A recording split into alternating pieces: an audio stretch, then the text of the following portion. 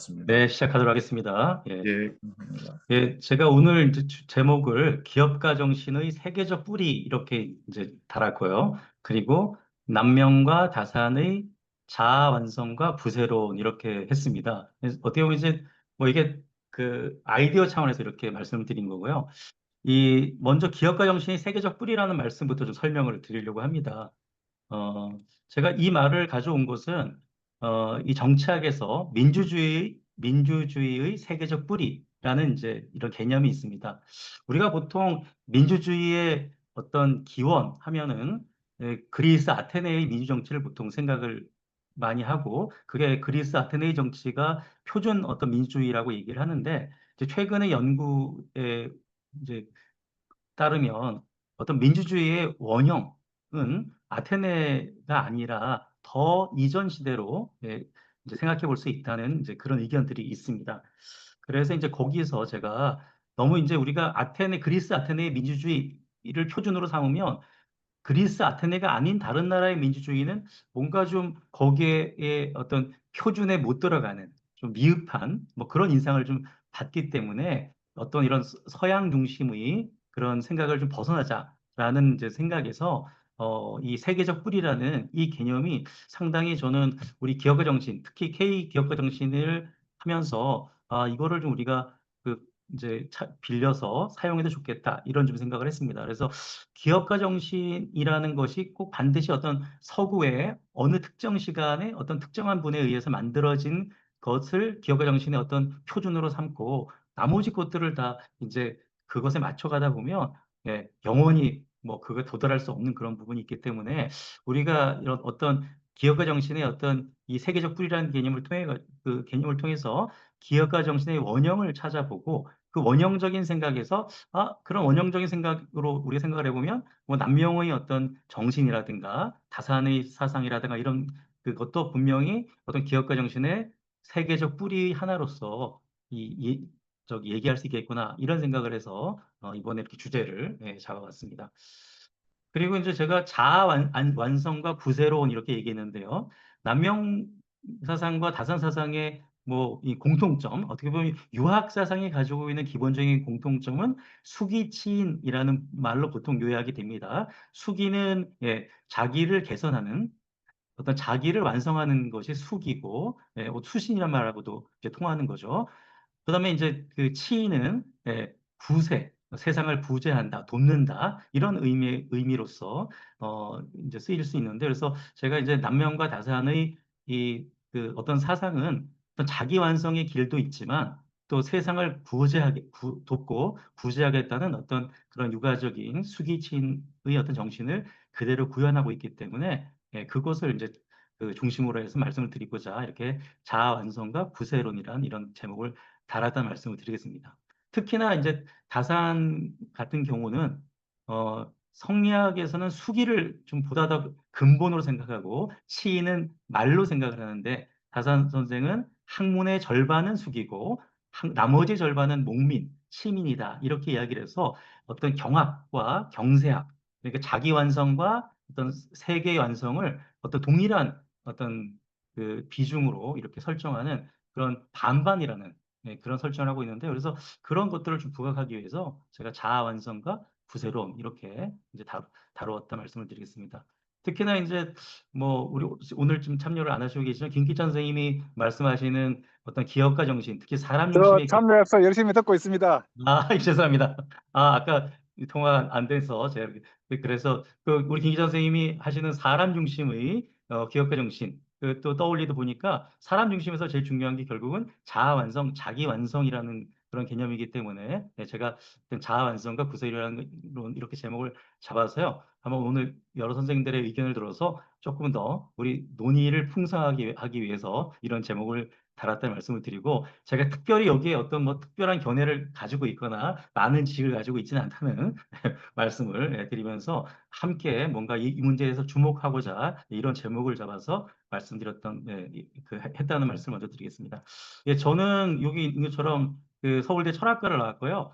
박사학위 논문은 다산 정리형의 주역에 대해서 박사 논문을 썼습니다. 그래서 그 연유로 해서 제가 한국 주역학회에 계속 뭐 회장도 하고 있고 지금도 계속 그 관계를 하고 있고요.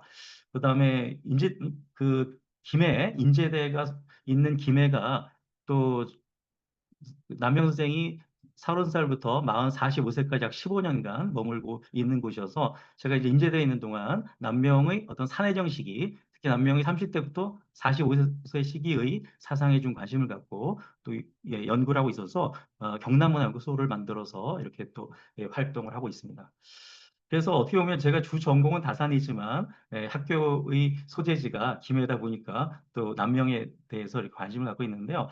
근데 사실은 또 어떤 뿌리를 생각해 보면 남명 선생과 뭐 다사는 우리가 이제 소위 요즘은 큰 의미는 없지만 이렇게 동인과 서인으로 나누면 동인에 해당하는 같은 그 뭐랄까요?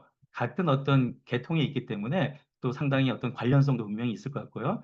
그리고 실천 정신이라든가 실학 정신 이런 부분에도 상당히 통하는 면이 있고 특히나 그 뭐 20세기까지 19세기 말까지 그 남명학과 또 이런 기호남인의 어떤 사상은 서로 이렇게 그 함께 이렇게 그 영향을 주고받으면서 이렇게 발전해온 그런 측면도 있기 때문에 뭐 다산과 남명을 함께 거론한 것은 충분히 의미가 있다. 이런 생각을 좀 합니다. 제가 이제 공부는 나중에 우리 이제 벽사 이hu성 선생님이 성균관대학교의 이hu성 선생님께서 은퇴하시고 실시학사라는 어떤 사설 이제 뭐 선생 공부방을 열었는데 그때 멤버로 같이 참여를 해서 공부했는데 이hu성 교수님이 사실 남인의 후예거든요. 성호 집안이기도 하시고 그런데 제가 우연히 보다 보니까 우리 이hu성 선생님이 그 산해정 중수기를 이렇게 쓰셨는데 거기에 이제 어떤 신산서원에 대한 글이 있더라고요. 그래서 그 글을 읽으면서 우리 남인 학통에만 기호 남인에만 속하고 있다고 생각했던 우리 이효성 교수님께서 또 이렇게 남명에 대해서 쓴 글을 읽으니까 굉장히 느낌이 좀 다르고 이게 상당히 뿌리가 있구나 어떤 친근한 뿌리가 있구나 이런 걸 좀 느꼈던 그런 기억됐습니다. 예, 조금 서러운 기억이었고요. 바로 이제 얘기로 들어가도록 하겠습니다. 자, 제가 이제 여기 기업가 정신이라고 되는데 사실은 표준 자본주의 정신이겠죠. 표준 자본주의 정신의 연원하면 보통 막스 베버의 프로테스탄티즘 윤리와 자본주의 정신을 어떤 표준 자본주의 정신 혹은 기업가 정신의 연원으로 삼습니다. 어, 자, 왜 이 막스 베버는 프로테스탄트 윤리가 이 자본주의 정신과 통한다고 이야기를 했냐면 베버는 여기 있는 것처럼 경제적 합리화를 완성시킬 수 있는 프로테스탄트와 같은 종교가 서구에는 있었지만 중국에는 그게 없었다는 거죠. 이게 기독교가 서양에 있었지만 중국에는 기독교가 없었기 때문에 자본주의 정신이라는 게 중국은 발달할 수가 없었고 서양에서는 발달할 수 있었다. 이런 이제 주장입니다. 조금 더 그 주장을 더 깊이 들어가 보면 이 프로테스탄트 윤리 중에 특히 칼뱅파의 예정설을 얘기를 하고 있는데요. 자, 칼빈의 예정설에 따르면 구원받는 자와 구원받지 못하는 자가 이미 예정되어 있어요. 그런데 우리는 내가 정말 구원을 받는 존재인지 아닌지를 알 수가 없다는 거죠. 그러니까 이 항상 불안에 놓일 수밖에 없는 거죠. 나는 정말 내가 이 세상에 열심히 살아가고 있지만, 그러나 나는 구원받는 자일까? 아니면 나는 구원받지 못하는 자일까? 이런 불안감이 있는데, 그래서 이제 이러한 그 불안감을 극복하기 위해서, 이러한 그 불안을 극복하기 위해서는 이 일반 기독교 신도에게 금욕적인 생활이 요구되고, 또 세속적인 직업 노동을 통한 부의 획득이 구원을 받을 존재가 되는 징표라는 이제 이런 칼뱅파의 예정설이 있습니다. 그러니까 어 이게 뭐냐면 내가 구원받을 수 있을까 없을까라는 어떤 불안을 극복할 수 있는 방법이 뭐냐면 내가 정말 아주 합리적인 그 뭐랄까 합리적인 노동을 통해서 합리적인 삶을 통해 가지고 그리고 금욕적인 생활을 통해서 내가 부를 쌓아 나가면 이게 내가 분명하진 않지만 그래도 내가 구원받는 어떤 징표였구나라는 어떤 그러한 것이 되기 때문에 이런 어떤 세계를 합리적으로 이해하고 합리적으로 파악하고 합리적으로 이렇게 만들어서 이렇게 자본을 축적해가는 그런 자본주의의 발전이 가능하게 됐다는 게 이제 막스 베버가 이 켈비니즘을 보면서 여기서 자본주의 정신을 갖다 찾은 내용이라는 거죠. 자, 이런 식으로 이제 칼빈은 어, 중국에는 기독교 정신이 없지만 서양에는 기독교 정신이 있기 때문에 이게 자본주의가 발달할 수 있었다라는 이제 굉장히 어떤 도식적이지만 이런 설명을 내놓고 있어요. 근데 사실은 이 얘기를 우리가 이렇게 보다 보면 결국 자본주의는 현실 세계에 대한 탐욕을 동력으로 해서 생긴 것이 체제가 아니라 현실 세계를 넘어 구원을 이루기 위한 종교적 목표를 동력으로 하여 발생한 체제라고 우리가 생각해 볼 수 있는 거죠. 그러니까 이게 되게 역설적인 건데, 어? 자본주의라는 것이 어떤 이익을 추구하고 돈을 추구하지만 사실은 돈에만 매이고 그 이익에만 매이지 않기 때문에 오히려 합리적으로 세계를 이렇게 지배하는 그런 것이 이제 가능했다는 켈빈의 주장입니다. 자, 그런데 이런 막스 웨버의 그 주장을 듣고서 당연히 우리 동양에서는 반론을 얘기할 수 있을 것 같아요. 아니, 서양만 그렇게 뭐 우리는 동양은 뭔가 창조주 하나님을 믿지는 않지만 그래도 우리에게 불안감이 없느냐? 우리 동양은 그냥 중국은, 아니, 우리 한국은 완전히 현세적이기만 하느냐? 뭐 그렇지 않다는 거죠. 사실 이 반론을 금방 할 수 있을 것 같아요. 자, 뭐 제가 이제 만약에 막스 웨버의 그것이 표준 자본주의 정신이라고 생각을 하고 유교를 생각해 보면 아니 유교는 과연 이 막스 웨버가 얘기한 이 표준 자본주의 정신 대학에 입학할 수 있을까? 뭐 이런 걸 한번 우리가 내 던진다면 저는 뭐 가능할 수 있지 않을까 이런 생각이 들어요. 왜냐하면 비록 어떤 하나님 그러니까 뭔가 구원의 하나님은 없지만 그래도 이 한국 사람들, 중국 사람들도 마찬가지로 불안감이 존재한다는 거예요. 이 불안을 극복하고자 하는 그런 것이 등장하는데 제가 그래서 이 중용의 첫 번째 장을 한번 이제 한번 읽어보도록 하겠습니다. 자, 천명지 위성이고 솔성지 위도요, 수도지 위교람이라는 말이 있습니다. 이게 중용 1장에 있는 내용인데요. 인간의 본성은 인간의 본성. 하늘이 명한 것이 인간의 본성이거든요. 그래서 인간의 본성은 바로 하늘의 명령이에요. 그렇기 때문에 이 하늘의 명령인 나의 본성을 따라야 돼요. 이게 솔성이죠. 그래서 하늘의 본성을 따르는 게 바로 도라는 거죠. 도라는 게 바로 우리 인간이 걸어가야 될 길이라는 거죠. 그리고 이러한 길을 갖다가 잘 이렇게 닦아가는 거. 그게 바로 성인의 가르침이다. 라는 이제 이런 중용 1장의 말이 있습니다. 자, 막스 베버는 동양인들은 그저 현세만 바라보고 현세의 모든 것에 그 관심을 두기 때문에 세계를 합리적으로 지배할 수 있는, 합리적으로 뭔가 개척해 나갈 수 있는 그런 힘이 없었다고 주장했지만, 그런 사실은 그렇지 않다는 거죠. 유교가 기독교와 같은 초월적이고 인격신을 신봉하진 않았지만, 동양 사람들도 인간 마음에 내지 않은 초월적인 도덕 실체를 믿었어요. 이 천명이라는 게 뭐 인격적인 그런 상자는 아니지만 그래도 뭔가 우리 마음속에는 이런 하늘의 명이라는 것이 있다라는 걸 이제 믿었다는 거죠. 그리고 그러한 실체의 명령에 따라 살아가야 된다는 이게 솔성이죠. 도덕적 사명감을 지니고 있었다는 거죠. 사실은 막스 베버 입장에서는 동양인들이 이런 사명감을 가지고 있을 거라고 생각을 못할 수도 있을 것 같아요. 뭐 제가 이제 아프리카를 폄하하는 건 아니지만 사실 우리가 오래전에 생각해보면 아프리카의 어떤 사람들이 그 사람들의 마음속에 이런 뭔가 천명에 대한 생각 이런 걸 가지고 있을까? 이런 의문을 품었듯이 아마 근대 세계 초기에 막스 베버는 동양인을 바라보면서 동양인들이 우리와 같은 이런 생각을 하지 못했을 거라고 생각을 아마 하지 않았을까 이렇게 생각이 됩니다. 그러나 우리에게는 너무나 이게 분명한 거죠. 우리도 뭔가 세상에 대해서 많은 부담을 가지고 있고 현세에만 이렇게 매몰되어서 살지 않는다는 거죠. 그래서 제가 이제 여기 보면 그 성리학은 인간의 본성을 우주의 원리인 천리로 해석했어요. 그러니까 성리학에서는 여기 천명할 때 이 천명을 리로 해석하거든요. 리로 해석해요. 그 우주의 원리인 천리로 해석했지만 다산 정약용은 천이 리가 아니라 전지전능한 인격적 상제라고 주장을 했어요. 그러니까 다산은 이제 좀 더 우리를 갖다 이렇게 좀 제어하는 인격신이 좀 필요했기 때문에 이런 상제를 주장했거든요. 그래서 다산은 리라는 원리를 통해서는 우리가 성을 따르겠다는 걸 이끌 수 없다고 봤기 때문에 이런 주장을 하지만 그러나 성리학자라고 해서 꼭 상제가 있다고 해서 천을 이로 파악하였다고 해서 도덕적 인간이 되기 위한 정신이 없었던 건 아닌 거죠. 우리나라에 기독교가 없다 그래가지고 사람들이 삶에 대한 부담감이라든가 어떤 사명감을 또 놓치고 살았던 건 아니라는 거죠. 이걸 우리가 알 수 있는 것은 뭐냐면 예, 논어에도 이런 말이 나옵니다. 자, 증자가 말하였다. 사불가의 불홍의. 선비는 뜻이 크고 의지가 굳세야 한다. 왜? 임중이 도원이에요. 임무는 막중한데 갈 길이 멀기 때문에 그렇다는 거죠. 자, 우리는 비록 뭐 그런 어떤 그 구원에 대한 불안감은 없지만 그래도 우리 동양에 살고 있는 사람들은 야, 내가 그래도 이 세상에 살면서 한평생 받는 나의 삶의 어떤 무게, 임무가 참 막중하구나. 그리고 내가 앞으로 걸어가야 될 이 인생의 길이 참 멀구나라는 생각을 계속 끊임없이 한다는 거죠. 이 먼 나의 인생의 길을 그래도 잘 살아가겠다는 어떤 그러한 생각을 한다는 거죠. 이때 임무가 뭐겠어요? 임무라는 게 그냥 나의 개인적인 현세의 안락에 머물겠다는 것이 아니라 어떤 도덕적인 사명감, 사회에 대한 책임감 이런 것들을 가지고 있다는 거죠. 그래서 이런 논어의 구조만 보더라도 우리 동양에서 이런 어떤 그 사명감에 대한 생각을 우리가 볼 수 있다는 거죠. 자, 그리고 이런 맹자에 이런 말이 있습니다. 군자유 종신지우이 무일조지환. 군자에게는 평생의 종신의 근심이 있지만 한나절의 근심은 없다.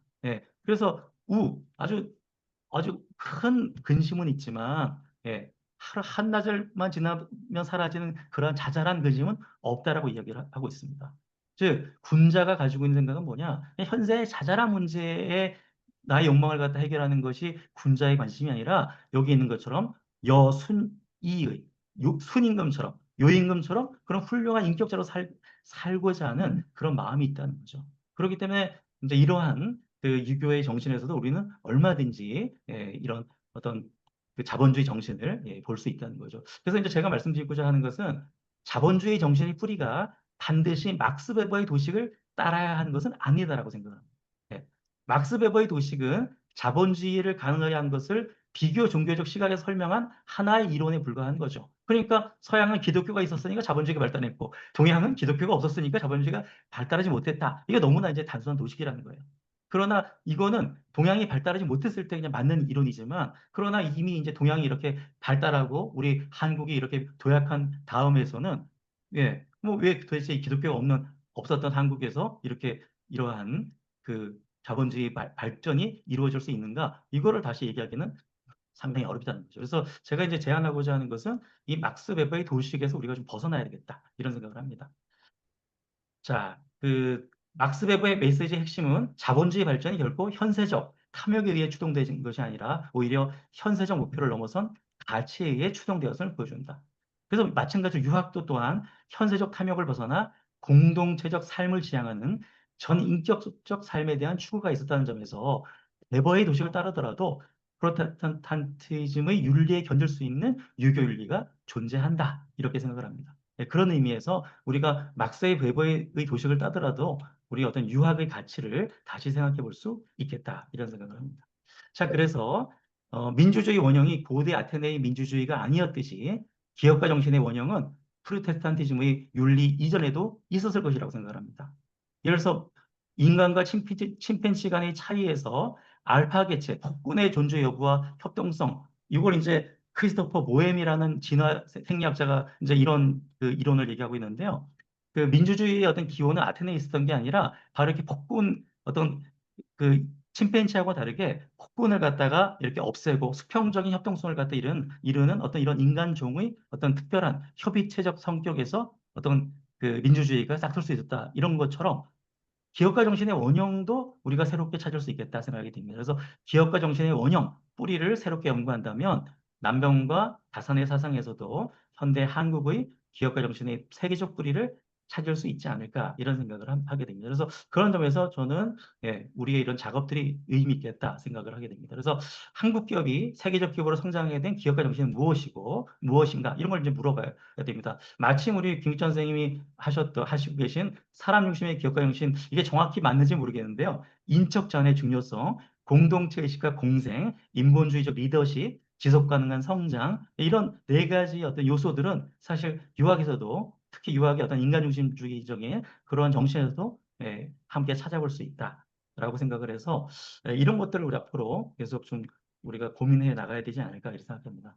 그리고 그러한 기업가 정신의 뿌리는 무엇인가? 어떤 점에서 남명의 사상은 기업가 정신의 풀이가 될 수 있겠는가? 뭐 이런 질문을 던져서 저는 그 오늘 하나의 답으로 자아 완성과 부세 정신. 이게 이제 수기친이라고 하면 너무 좀 좀 구닥다리 같아서 제가 조금 바꿔서 자아 완성과 부세 정신 이렇게 이제 바꿔서 남명의 어떤 자아 완성 이게 경의 정신이 저는 자아 완성의 길이라고 생각하거든요. 그다음에 이제 국가적인 성취를 남명희 선생이 얘기하고 있는데 그게 이제 부세 정신이라고 생각을 했고 근데 다산의 경우에는 수신이 바로 자아 완성이고 목민 이게 바로 부세 정신이다. 그래서 수신과 목민 이 두 가지가 어떤 자아 완성과 부세 정신으로 남명과 다산에서 볼 수 있는 어떤 그런 기업가 정신의 하나의 중요한 뿌리가 아니겠는가 이런 이제 생각을 좀 해봤습니다.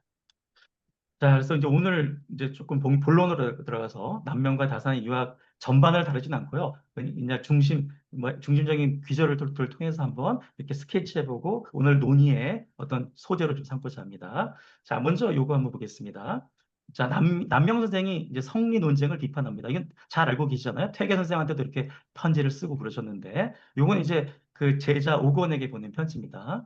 자, 명사들은 아주 우리 당대 유명한 선비들은 날로 나아가기만 하고 멀리 떠나 피할 줄 모르고 있습니다. 젊은 사람들이 성리를 말하면 문득 그들을 마주하고 사문의 종장이 된 사람처럼 말을 합니다. 그리하여 명망이 갑자기 무거워져서 사람들이 모두 그를 보증하니 도피하려 하려 해도 도피할 곳이 없게 되었습니다. 이거 지금 사실 뭐를 얘기하고 있냐면 우리 그 퇴계 선생이 서로 30대에 기대승 기고봉 선생하고 이렇게 이제 사단 칠정 이기 논쟁을 벌인 거에 대한 얘기입니다. 어? 이제 기고봉이 태계한테 사단은 리지발, 실정은 기지발이라는 고에 대해서 이거에 대해서 이제 문제 제기를 하니까 이렇게 이제 편지를 주고받으면서 오랫동안 이제 왕복서신을 하거든요. 근데 이제 이런 어떻게 생각하면 이 성리 논쟁을 갖다 하고 있는 거에 대해서 남명은 사실은 이제 좋지 못하게 본 거죠. 왜 좋지 못하게 됐냐면 보냐면 이런 것 같아요. 명망이 무거워져서 이런 얘기예요. 명망이 무거워져. 이게 뭐냐면 어떤 이론적인 논쟁이라는 게 자꾸 이 사람이 어떤 그 이름만 높이지 실질을 이렇게 숭상하지 못하는 그러한 풍조를 낳을 수 있겠다는 좀 걱정을 하는 거죠. 그래서 이제 이렇게 오고내기 이런 말 하는 거죠. 그대는 요즘 사람들을 살펴보지 않습니까? 손으로 물 뿌리고 빚이라는 절도도 모르면서 입으로는 하늘에 천리에 천상의 이치를 말하는데 그들의 행실을 살펴보면 도리어 배우지 못한 사람만도 못하다. 이렇게 얘기하는 거죠. 그러니까, 이게 오히려 아주 구체적인 생활에서 했던 실천도 못하는 좀 사람들이 많은데, 그런 사람들을 갖다가 오히려 꾸짖어야 되는데, 아니, 퇴계 선생처럼 이렇게 유명한 나라의 학자가 이런 그 잘못된 어떤 학문의 방향성에 대해서 꾸짖지 않고, 오히려 자꾸 이걸 갖다가 이렇게 허용하다 보니까 자꾸 이게 우리 학계에 잘못된 그 성리학의 풍조가 발생하고 있다. 이걸 염려해서 이런 이제 편지를 쓰고 있습니다. 그러니까 남명 선생이 뭐 성리 논쟁 자체가 문제라기보다는 성리 논쟁을 통해 가지고 기세동영, 세상을 속이고 예, 명망을 도둑질하는 이러한 것의 어떤 사태가 오히려 이 살인계를 어지럽힐 수 있다는 어떤 그러한 경고의 문제식 때문에 이런 말씀을 하셨다는 거죠. 자, 이러한 이제 그 성리학에 대해서 이 다산 정약용도 이제 비판을 하게 됩니다. 그래서 성리학 비판을 정약용 다산 선생이 비판한 비판하고 남명이 비판한 비판 내용을 보시면 조금 차이가 있다는 걸 아마 보실 것 같습니다. 제가 한번 읽어보겠습니다. 자, 여기 이제 성리학에 대한 정경의 비판입니다. 자, 여기 있습니다. 지금 성리학을 하는 사람들은 이인이, 기니, 성인이, 정인이, 체니, 용인이, 뭐 이발이니, 희발이니 하면서 줄기와 가지와 잎새가 수천 수만 가지로 갈라져 있다. 이렇게 털어 끝까지 세밀히 분석하면서 서로 자기 주장이 옳다고 기세를 올리면서 남의 주장을 배척하는가 하면 묵묵히 마음을 가다듬으며 연구에 몰두하게 된다. 그런 끝에 대단한 것을 깨닫는 것처럼 목에 핏대를 세우면서 스스로 천하에 아주 고원하고 신묘한 이치를 다 터득했다고 떠든다. 그러나 한쪽에는 맞지만 다른 쪽에는 틀리고 아래는 맞지만 위가 틀리기 일쑤이다. 그렇건만 저마다 하나의 주장을 내세우고 도를 구축하여 한 세대가 끝나도록 시비를 판결할 수 없음 물론이고 대대로 전해가면서도 서로의 원망을 풀 수 없게 된다. 이렇게 얘기합니다. 사실 남명 선생이 우려했던 그 성리 논쟁의 그 어떤 우려가 사실은 다산 당시에 와서 이렇게 이제 현상적으로 나타난다고 볼 수 있는 거죠. 이기 논쟁이 사실은 퇴계 선생 입장에서는 이기 논쟁을 해서 뭔가 학문의 본원을 알자라고 주장을 했지만 사실 사람들은 성리학자들은 논쟁 그 자체에서 빠져가지고 서로 상대방을 이기고 헐뜯는데 몰두하다 보니까 학문의 어떤 올바른 방향을 놓쳐버렸다는 게 이제 다산 선생의 이 주장이다 이렇게 보시면 될 것 같아요. 이게 조금 더 이어지고 있습니다. 또 계속 이렇게 얘기했습니다. 지금 성리학을 공부하는 사람들은 이렇게 납니다. 스스로 숨어있는 선비다. 은사라고 자칭하면서 거드름을 피우고 있다. 예? 그래서 스스로 살림처사라고 명명한다. 아니, 남명 선생이 처사라고 한 것은 오히려 그 처사라는 것을 하고 싶어서 처사가 된 건 아니었는데 오늘날 사람들은 오히려 스스로 공부하는 사람은 다 자기 처사를 한다는 얘기죠. 그래서 어떤 문제가 생기냐? 만약 이들에게 어떤 돈의 문제, 곡식의 문제, 군대의 문제, 뭐 재판의 문제, 그다음에 어떤 예의 문제 이런 걸 맡기면 떼지어 일어나면서 아니 유현 나라의 이 선비한테 이런 대우를 하냐 어떻게 나한테 돈의 문제를 물어봐 재정 문제를 물어봐 이렇게 하고서 막 떠든다는 얘기죠. 성인이 이런 사람에게 무슨 학문을 가르칠 수 있겠으며 임금이 이런 사람을 데려다가 어디다 쓸 수 있겠는가. 그런데도 이들은 스스로 자신을 과장하면서 이 성리학자들이요 자신을 과장하면서 나는 주자를 높이 받드는 사람이다. 하고서 이제 얘기한단 말이죠. 그런데 다사는 이렇게 얘기합니다. 아, 주자가 어찌 이런 태도를 가졌겠느냐. 주자가 이런 사람 아니라는 거죠. 조선의 성리학자들은 주자를 이렇게 끌어다가 막 성리 논쟁만 하고 뭐 선비라면 뭐 전국과 뭐 재정과 군대와 재판에 대해서 얘기하는 건 선비의 도리가 아니다. 이렇게 얘기하지만 주자가 언제 그랬겠냐라고 이제 비판하는 거죠. 오히려 주자학은 오히려 이런 거 이야기했다. 이런 식으로 다사는 얘기를 하고 있습니다. 여기 그래서 조금 이어져 납니다. 지금 시속, 이 시중에 떠도는 그런 세속적인 학문에 빠져 있으면서도 주자를 끌어들여 자신을 정당화시키고자 하는 자들은 모두 주자를 무함하는, 오히려 주자를 갖다가 모함하는 사람이다. 주자가 언제 그런 적이 있었느냐? 주자야말로 정말 부지런히 정말 나라의 문제를 해결하고 재정의 문제를 해결하려고 하고 국가의 문제를 해결하려고 하려던 사람인지 언제 주자가 뭐 이기로만 빠져 있었겠냐? 조선의 성리학자들처럼 이렇게 얘기하는 거죠. 비록 이들이 성리학자들의 요즘 외모를 꾸미고 행실의 제재를 가하는 것이 방종하고 음란한 자들보다 나은 점이 있긴 하다. 그렇죠. 선비들이 애매하고 있으니까 뭐 세상 뭐 이렇게 음란하게 사는 사람보다 낫겠죠. 그러나 알맹이가 없는 이 알맹이가 없는 게 이제 화학인 거예요. 알맹이가 없는 고고한 마음으로 스스로 옳다고 오만을 떨고 있으니 나는 고고한 학처럼 이렇게 있는 선비야라고 하면서 오만을 떨고 있으니 내 이들 성리학하는 사람들과는 같이 손잡고 요순 주공 공자의 문화에는 들어갈 수 없을 것이다. 해서 이렇게 성리학을 비판하고 있습니다. 그러니까 다산이 비판하는 성리학은 진짜 주자의 성리학이 아니라 지금 세상에 떠돌고 있는 잘못된 주자를 이제 비판하는 거죠. 그런데 남병 선생이 이제 이미 주자 성리학이 한국의 주자 성리학이 이렇게 잘못된 길로 갈 수 있을 거라는 우려를 아까 앞서서 했던 거죠. 사문의 종장이 이런 잘못된 길로 가지 않게 해주세요. 라고 얘기했지만 말을 안 들었다는 거죠. 그래서 결국 이런 이제 문제가 생겼다라는 지적을 했는데 다산 당시에 오면 바로 이 성리학에 이런 문제가 발생했다는 걸 이제 얘기하고 있습니다. 자, 기성학문에 대한 비판, 현실 학문 세계에 대한 다산의 비판을 한번 또 보도록 하겠습니다. 이건 속유 요론이라 그래가지고요. 속유, 세상의 아주 세속적인 그런 유자에 대한 얘기입니다. 자, 한번 보겠습니다. 다산이 생각하는 참된 유자 학문이 뭐냐? 참된 유학자의 학문은 뭐냐? 본래 나라를 다스리고 백성을 편안히 하고 외적을 물리치고 국가 재정을 넉넉히 하고자 하는 것이 문무 어떤 것에도 해당되지 않음이 없다. 문무라는 게 문반, 무반, 양반에게 다 해당되는 거죠. 어찌 문장 구절이나 따서 옮기고 벌레나 물고기에 주석을 붙이고 이거 그냥 훈구학하는 거죠. 훈고적인 주석을 붙이고 도포를 거치면서 에헤마는 예절만 익히는 것이 어찌 선비가 할 거냐. 후대의 선비는 성인의 뜻을 알지도 못하고 인의라든가 이기론 이외에는 한마디라고 말하면 다 잡학한다, 잡학을 한다, 잡설한 학문이라고 한다고 다 욕한다는 거죠. 그리고 신불의 한비처럼 법가에 아주 그 뭐랄까 성과주의자다라고 이제 비판하거나 손무오기처럼 전쟁 찬성론자라고 이렇게 막 욕한다는 거죠. 자, 이런 까닭에 자기 명성을 높이려는 자나, 자, 학자들 중에 이런 사람이 있어요. 자기 명성을 높이고, 또, 나는 성리학의 도통을 이은 사람이야. 이 도통을 노리는 자들은 차라리 그냥 진부한 성리학의 이기론이나 얘기하거나 아니면 보잘것없는 그냥 쓸데없는 학설을 주장해서 사람들이 참 저 사람 스스로 참 그 세상 모르네 이런 소리를 얻더라도 그냥 그 소리 얻지 내가 괜히 이 신부래라든가 뭐 이런 군국주의자 이런 얘기 듣기 싫어서 이런 얘기 안 한다는 거죠. 그리하여 참된 유학의 돈은 다 없어지고 역대의 임금들은 날로 유학자들을 천시하게 되었다. 그래서 사실은 이제 다산 당시에 오게 되면 뭐냐 임금이 유학자들 불러가지고 뭐 정책 대안을 얘기해 보세요 이렇게 얘기하지만 그 온 유학자들은 다 세상과 관계없는 그냥 하늘 그냥 이기로만 얘기하고 간다는 얘기죠. 근데 그렇게 하는 이유가 뭐냐? 그렇게 이야기해야지 그냥 자기의 명성에 손상이 안 된다는 얘기죠. 그러니까 현실을 바로 얘기하는 사람이 없어지는 사회. 이걸 이제 예리하게 비판하는 거죠. 이런 점에서는 사실 어떻게 생각하면 남명이라는 분은 현실의 문제점을 직설적으로 얘기했기 때문에 이런 소규들하고는 차이가 있는 유학자였다. 이렇게 우리가 생각해 볼 수 있을 것 같아요. 이런 점에서 어떤 다산의 학문관에는 남명 선생과 통하는 실존 정신을 우리가 볼 수 있다. 이렇게 생각합니다.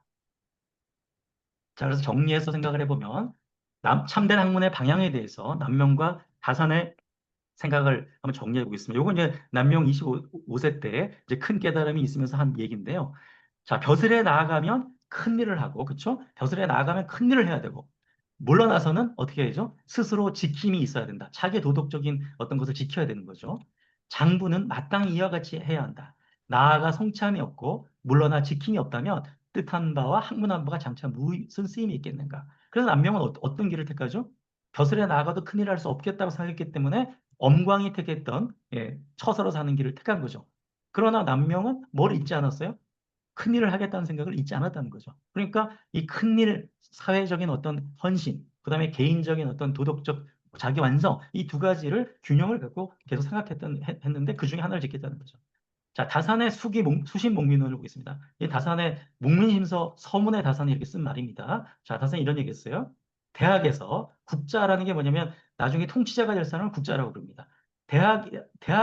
대학이라는 곳에서 누가 공부하는 곳이냐? 대학은 나라의 장차 앞으로 세상을 이끌어갈 리더들을 기르는 게 대학이에요. 그래서 대학에서 리더들을 가르칠 때 뭐를 가르쳤냐? 항상 뭘 가르쳤냐면 각자 수신, 응? 수신하고 시민하라고 가르쳤어요. 그러니까 너의 어떤 도덕적인 완성 이것만 하라고 가르치지 않고 수신도 가르치고 동시에 또 뭐 가르쳤냐? 시민을 가르쳤다 이거야. 사회적인 헌신, 응? 구세 이걸 가르쳤다는 얘기죠. 자, 그런데 치민은 뭐냐? 바로 목민이라는 거죠. 목민. 목민이라는 게 뭐죠? 백성을 다스리는 거죠. 예? 지분, 행정부의 리더가 돼서 뭔가 백성을 다스리는 이런 얘기죠. 그러므로 군자의 학문, 이게 이제 중요한 말입니다. 자, 다산은 어떻게 생각했냐? 군자의 학문은 수신이 반이고, 수신이 반이고, 나머지 반은 목민이다. 이렇게 생각했어요. 군자의 학문은 뭐죠? 수신이 절반이고, 나머지 학문은 뭐냐? 목민이에요. 그래서 요걸 이제 우리가 다른 말로 뭐라 얘기하냐? 학문의 반은 경학, 자기 개인적인 완성을 하는 수신, 경학이고, 나머지 반은 목민, 즉 경세, 세상을 갖다 이렇게 도와주는 세상을 다스리는 목민이 나머지 반이다라고 얘기해서 다사는 수신과 목민을 각각 반반의 공부라고 얘기했습니다. 그래서 이것이 이제 남명의 학문과 통할 수 있다 이렇게 얘기를 하고 있습니다.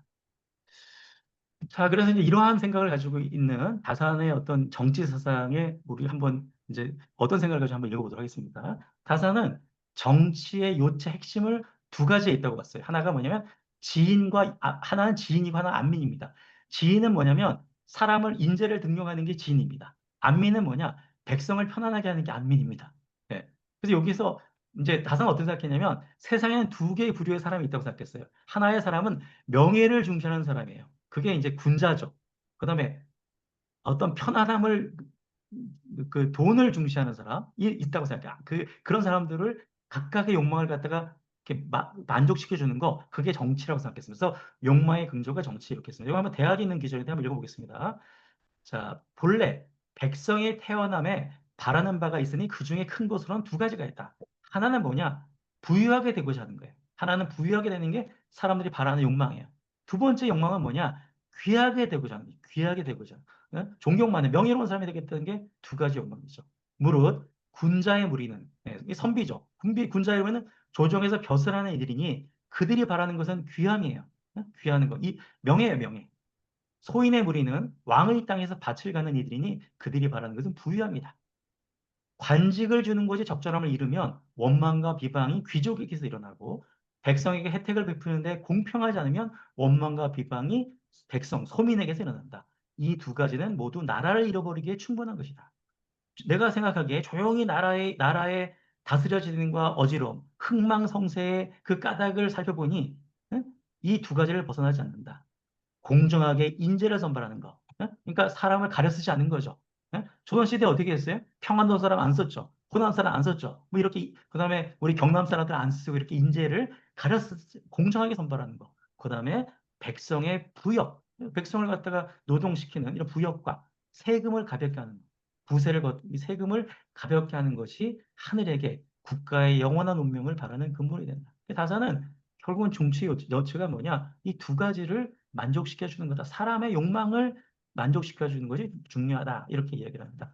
그렇다고 해서 다산이 백성들이 오직 이런 부의 욕망이 있냐라고만 하지는 않았어요. 그런데 하여튼 이게 대학의 평천화 규제이기 때문에 다산이 여기서 굉장히 강조를 해서 이 인재 등용과 이 세금을 갖다가 적게 해주는 해민, 이것을 이제 강조합니다.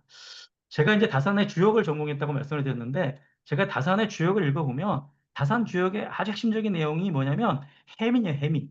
백성들에게 혜택을 베푸는 거, 인민, 백성들을 도와주는 거, 이게 아주 다산 주역의 핵심적인 사상으로 이렇게 있습니다. 그래서 그런 것들이 이 다산 사상이 굉장히 중요한 내용으로 있다, 이렇게 말씀을 드리겠습니다.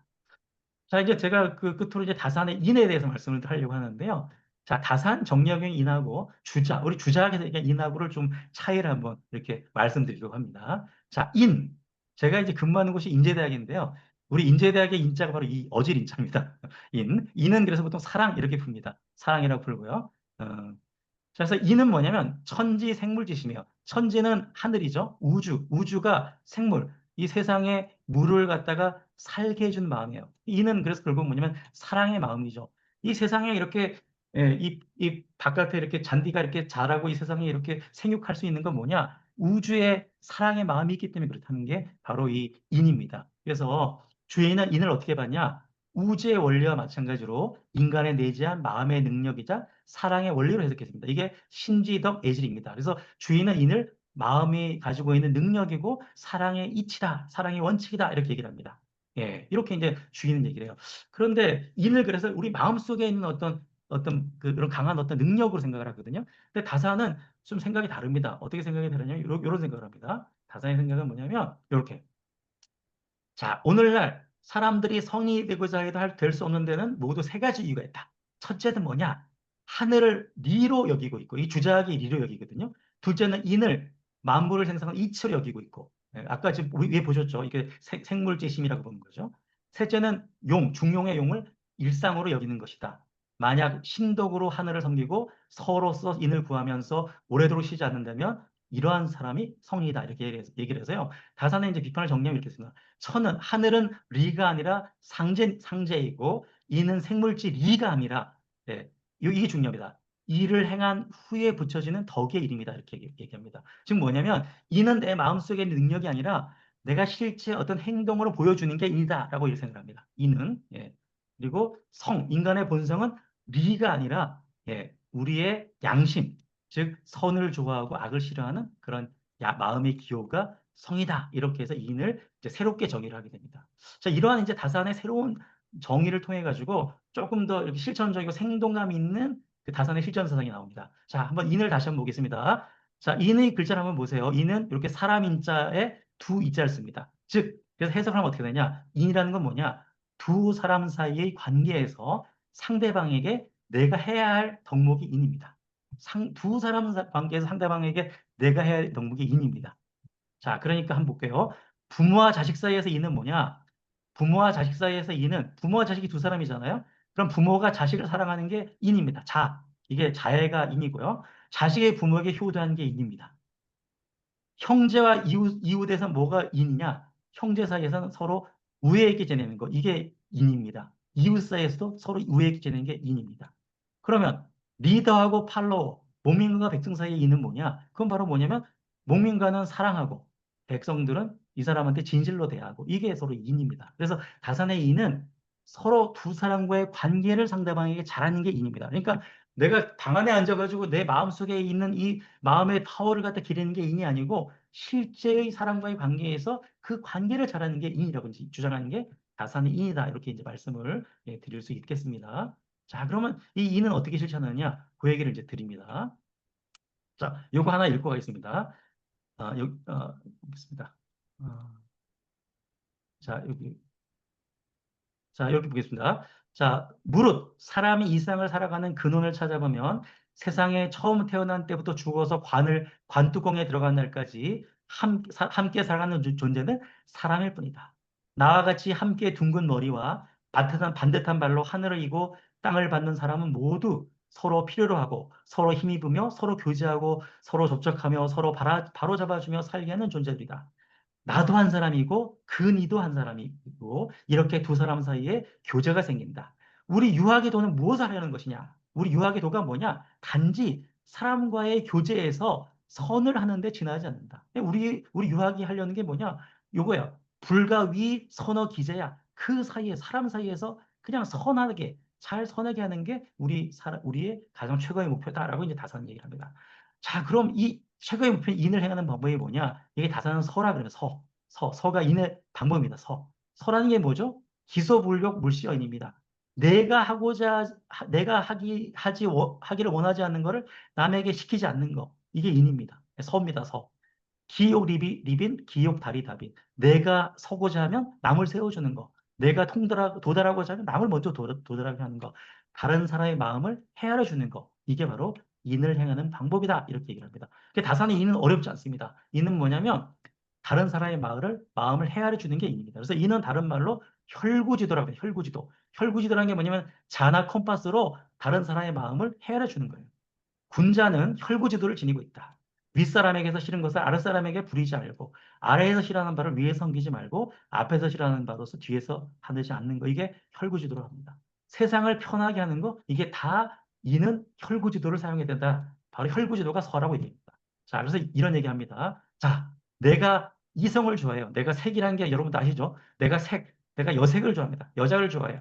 그럼 백성도 여자를 좋아하는 것을 알고 내가 재물을 좋아해요. 그러면 백성도 재물을 좋아한다는 것을 알며 내가 그냥 편안한 걸 좋아해요. 그럼 백성도 편안한 걸 좋아한다는 것을 알고 내가 비천함과 업신여김을 싫어한다면 백성도 비천함과 업신여김을 싫어하는 것을 안다는 거죠.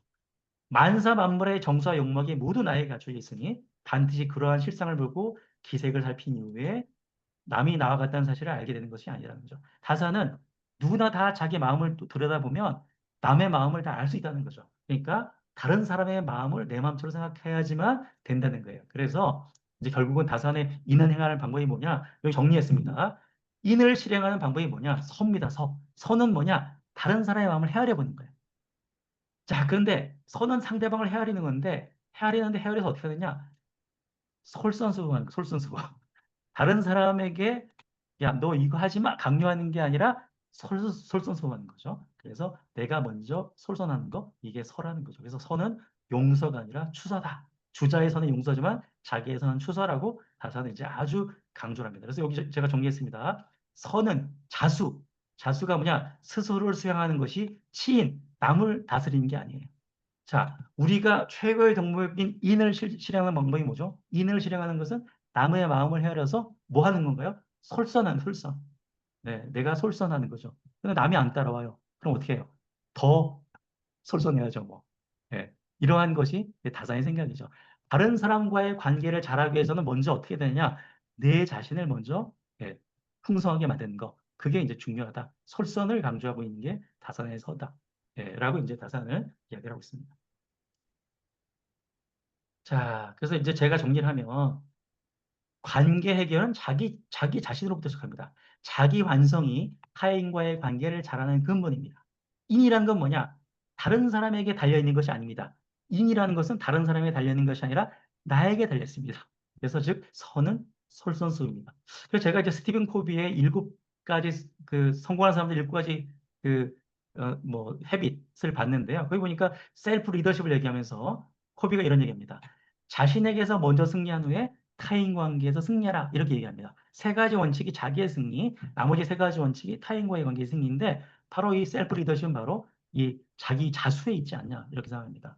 자, 그래서 남명의 격리사상 순수하고 굳건한 도덕 주체의 확립.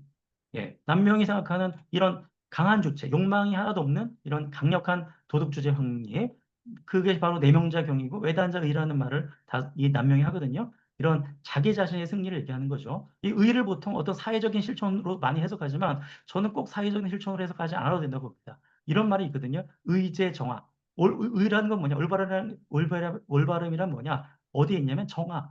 자기를 바르게 하는 것에 의의가 있다. 의로움이란 뭐냐? 내가 바르게 하는 게 곧 의다. 의로움이라는 건 남을 어떻게 하는 게 의가 아니라 내가 바르게 처신하는 것, 그것이 의라고 얘기를 하고 있습니다. 그래서 결국 내명자 경이나 외단자에는 결국 이런 순수하고 고결한 도덕 주체, 양심을 가지고 있는 주체를 확립하고자 하는 이런 문제의식에서 나온 것이 아닌가. 그래서 이러한 어떤 자기 완성의 길, 다산의 자수의 길과 남명의 이런 경의 사상은 저는 통하지 않을까 이런 생각을 하게 됩니다. 자, 네, 끝으로 다산 인사상의 실학적 성격을 한번 말씀을 드리겠습니다. 다산이 이런 말 합니다.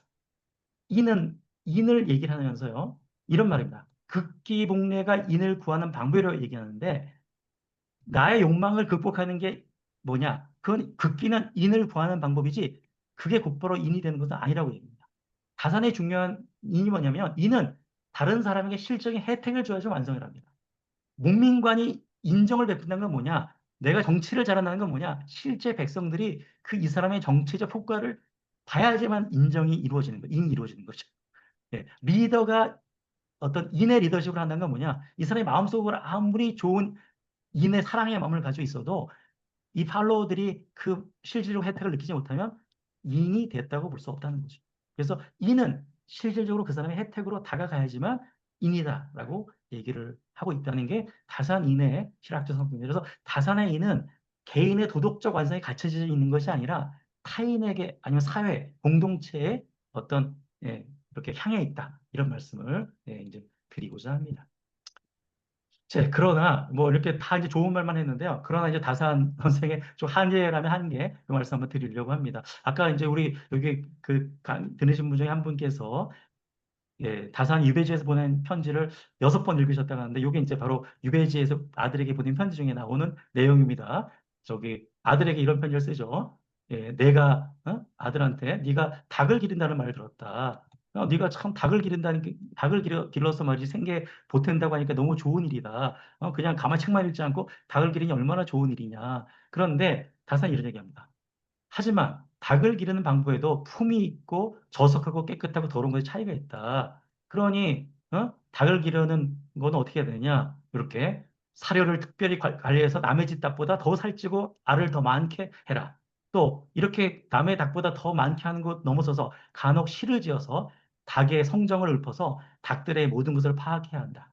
그러니까 그냥 닭만 그냥 막 이렇게 그 달걀만 생산하려고 하지 말고 닭에 대해서 시도 짓고 말이지. 이렇게 문학적 활동도 해라. 이게 바로 독서하는 사람이 양기하는 법이다. 이렇게 얘기합니다. 자, 반대로 만약 자기 이익 생각하고 의리는 알지 못하는 사람, 이건 뭐냐? 시골 사람의 졸렬한 양계법이다. 그러니까 너는 선비의 아들이니까 양계를 하다가 좀 품위 있게 해라. 이런 얘기죠. 그래서 이런 얘기 하는 거예요. 세속적인 일에서 맑은 운치를 간직하는 거. 이게 이제 중요하다 얘기합니다.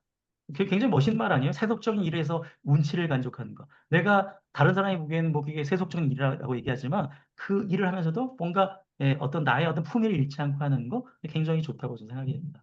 근데 이제 읽으면서 한편으로 어떤 생각이 드냐면, 다산사는 이런 말씀 하시면서도 어떤 상업이라든가 상인의 문제에 대해서는 좀, 더 나가지 못하셨어요. 상업이 가지고 있는 이익이라든가 무역이 가지고 있는 효과라든가 이런 건 생각하지 못하시고 그냥 요 정도의 좀 품위 있는 일 정도에서 이제 그쳤다는 게 조금 이제 아쉽다는 말씀을 좀 드립니다. 그래서 저는 제가 이제 최근에 관심 있는 인물이 이덕리라는 분인데요. 이 진도에서 27년간 귀양살이다 돌아가신 분인데, 이분이 동닭이라는 책을 썼어요. 이 동닭이는 다산의 경세위표에도 이렇게 있는 내용인데, 이 동닭이를 읽어보면 이분이 차 무역에 대해서 이 1700년대 후반에 얘기를 하십니다. 해서 이 우리나라의 차를 해마다 100만 근을 따가지고 이렇게 중국에다 팔면 아주 그냥 우리 국가의 부에 도움이 될 비싸 이런 주장을 합니다. 그래서 이거를 아주 굉장히 어떤 나라 경제의 중요한 거로 해서 이렇게 이제 이 창무역에 대한 이로움을 얘기하고 있거든요. 또 여기 이런 얘기 있어요. 내가 이렇게 차무역 주장하니까 사람들이 우리나라에 차가 있는 줄을 알게 되면 중국 사람들이 곡물로 차를 바치게 하니까 우리 더 시끄러워져서 오히려 안 좋은 거 아니냐 이렇게 얘기하니까 이 사람이 뭐라 그러냐면 이동리가 뭐라 그러냐면 이런 얘기합니다. 아니, 우리나라에 차가 있다는 걸 이제 유명해지면 이게 왜 오히려 걱정이냐. 오히려 저기 중국 사람들이 우리나라에 차 구하러 막 이렇게 달려올 테니까 그 우리나라는 100만 근이 아니라 500만 근도 팔 수 있지 않냐. 그러니까 이런 거 무역해가지고 돈을 벌어가지고 우리 국방력에 쓰면 되지 않느냐라고 이렇게 이동리가 주장합니다. 그래서 저는 정말 이동리는 정말 실학자구나 이런 생각을 좀 했거든요. 그래서 이런 차무역을 주장하는 사람이 우리나라에 한 세 번 있거든요. 이 이후에 이제 문일평이라는 분이 일제시대에 또 한국 차를 갖다 이렇게 무역으로 써야 된다는 얘기를 하는데 한 번도 이게 실현이 잘 안 됩니다. 오늘날도 한국 차 무역을 얘기하는 사람이 있는데 이게 잘 안 되는데 하여튼 이런 이동리라는 분을 보면서 이분이 이제 다산의 경제협회에도 소개되고 있지만 하여튼 이런 어떤 전반적인 상업에 대한 무역 이런 것까지는 우리 취약자들이 발전을 좀 시키지 못하지 않았나 이런 생각이 좀 들어서 이런 것들은 어떤 다산의 한계로서 얘기할 수 있지 않을까 이런 생각이 듭니다. 예, 여기까지 좀 얘기했고요. 제가 오늘 이렇게 얘기한 내용은 이렇게 제가 논문으로 발표한 내용들을 조금 가져와서 정리했다는 말씀을 드리겠습니다. 조금은 두서 없이 거의 뭐 1시간 동안 말씀을 드렸는데요. 끝까지 경청해 주셔서 감사드립니다. 고맙습니다. 예, 김용우 교수님 오늘 예. 너무 감사합니다. 제가 조금 늦게 들어와서 죄송합니다. 우리 오늘 뭐 경영학회 행사 때문에 예, 갔다가 조금 늦어졌습니다. 음, 김기찬 회장님 뭐 한 말씀 먼저 하시고 아니, 진행하시. 정 학장님 먼저 하시죠, 뭐, 네, 네. 아닙니다. 제가 중간에 조금 앞에 좀 못 들어가지고 예, 네, 네. 회장님 진행하시면 될 것 같습니다. 네. 우선 저도 처음부터 끝까지 우리 김영호 교수님 발표 잘 들었는데요. 이런 곳에 와서 이런 발표를 해주셔서 너무 첫 번째 감사드리고요. 예, 아닙니다. 예, 아닙니다. 그 우리 경영학에서 이런 거 하면 우리 학교에도 우리 국사학과 선생님들 요즘은 네, 친하게 지내는데 네. 국사학과, 중문과, 철학과 선생님들은 이 경영학과 교수들하고 잘 안 놀래 그래요. 요즘에. 네. 이 논리의 비약이 심하다고. 네. 그래서 제가 오늘 들으면서 이 논리의 비약에 대해서 조금 한번 좀 질문을 하나 드리고 싶은데요. 네네. 재밌는 주제가 굉장히 많았습니다. 우선 굉장히 많았는데 우선 주역과 성리학의 관계. 저는 이 성리학 하시는 분들이 주역을 많이 하는데 요즘도 이 주역 이야기를 많이 해가지고 그게 문제가 되지 않습니까? 예. 네네네. 네, 그래서 그 관계를 좀 한번 좀 해주시면 좋을 것 같고 또 한 부분은 근기 남인과 정약용과 성호 이익과 혹시 우리 논계의 농계 서당의 의기사를 정약용 다산이 썼더라고요. 네, 혹시 맞습니다. 네. 네 어떤 연유로 그렇게 썼는지 우선 좀 알려주시면 감사하겠습니다. 네, 예, 예, 알겠습니다. 먼저 쉬운 것부터 말씀을 네, 드리겠습니다. 네, 예, 다산이 19살 때 그 네, 아버지가 이제 화순 현감이셨고요. 그래서 네. 부인하고 같이 아버지한테 들리러 갔다가 마침 이제 부인이 이 다산의 부인이 무인의 딸입니다. 예. 아, 예, 그래서 이 홍화보라는 분입니다. 홍화보. 네, 홍화보라는 무인인데 이 홍화보라는 분이 당시 경상우도 병마 절도사를 하고 있었거든요. 그러니까 진주가 일종의 관할입니다. 음, 그러니까 진주의 아주 장인어른이 정말 막강한 군대 힘을 가지고 있는 분이셔가지고 이제 음, 아내하고 같이 이제 진주에 들린 겁니다. 예, 그 신혼 때 이제 들렸다가 그때 마침 이제 이 홍화보가 이 논계 의기사를 중축합니다. 중축하면서 우리 글 잘하는 우리 사이가 여기에 기문 음, 하나 쓰라 이렇게 해가지고 아, 예, 거기 다산이 거기에 이제 기문을 하나 쓰게 됩니다. 예, 그렇게 해서 그렇군요. 네, 네, 예. 예, 예, 그렇게 된 네, 연유가 있습니다. 네, 그 말씀 감사합니다. 드렸고요. 그다음에 이제 그 성호 이익과 그 그러니까 다산과 근기남인 다산은 뭐 말씀하신 것처럼 성호를 사숙했고요. 근기남인의 한 그 뭐 정신을 이어받고 있고 그다음에 이 정량의 아버지 그 저기 정재원이 진주 목사를 지내지 않습니까? 그리고 이 진주 목사로 이렇게 정재원을 파견한 분이 최재공 남명 그 저기 그 그 서원의 그 원장을 오랫동안 지내신 버남 최정웅이니까 그 기본적으로 남명은 저기 다사는 근기남인에 속해 있고요. 다 여기는 그 같은 그런 의식들이 상당히 있었고 근기남인은 특히나 이 진주 쪽에 그 있는 부인들을 남인화시키고 남인과 함께 이렇게 그 같은 이해관계를 가져서 노론과 이렇게 대항하겠다는 어떤 그런 생각을 가졌기 때문에 상당히 진주권도 남인의 어떤 근기남인 간의 친연성이 좀 강하다고 말씀을 좀 드리겠습니다. 그리고 이제 마지막으로 이제 주역과 성리학의 문제인데요. 그러니까 주자학이라는 주자학의 형이상학이 주역을 통해서 만들어집니다. 주역을 통해서 만들어지는데 이때 주역이라는 건 우리가 지금 보고 있는 어떤 그런 그 뭐 건곤감리 이런 그리고 거기에 나오는 뭐 비룡제천, 잠룡, 물룡 뭐 이런 괴사, 효사, 점치는 주역이 아니고요. 주역의 어떤 근거가 되는 형이사학적 원리.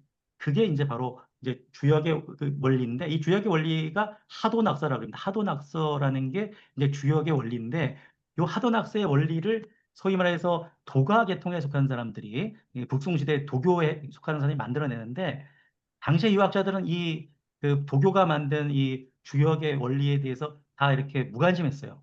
근데 이걸 갖다 이제 그 주의가 받아들입니다. 받아들인 이유는 뭐냐면 이 주의는 이 세계를 갖다 합리적으로 이해하는 사람이에요. 그러니까 세계가 수리적인 법칙에 있다고 생각을 하는 거죠.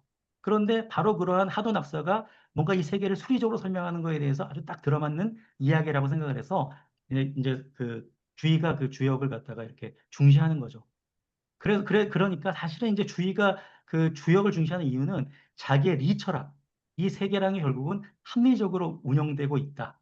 그리고 상제라는 것도 인격신이 아니라 결국은 하나의 리고 원리다. 이런 어떤 자기의 원리 중심적이고 합리적인 생각을 강화하기 위해서 주역도 갖다 끌어다 대고 화도낙서도 끌어다 대고 이렇게 이제 하는 거다라고 저는 이해를 합니다.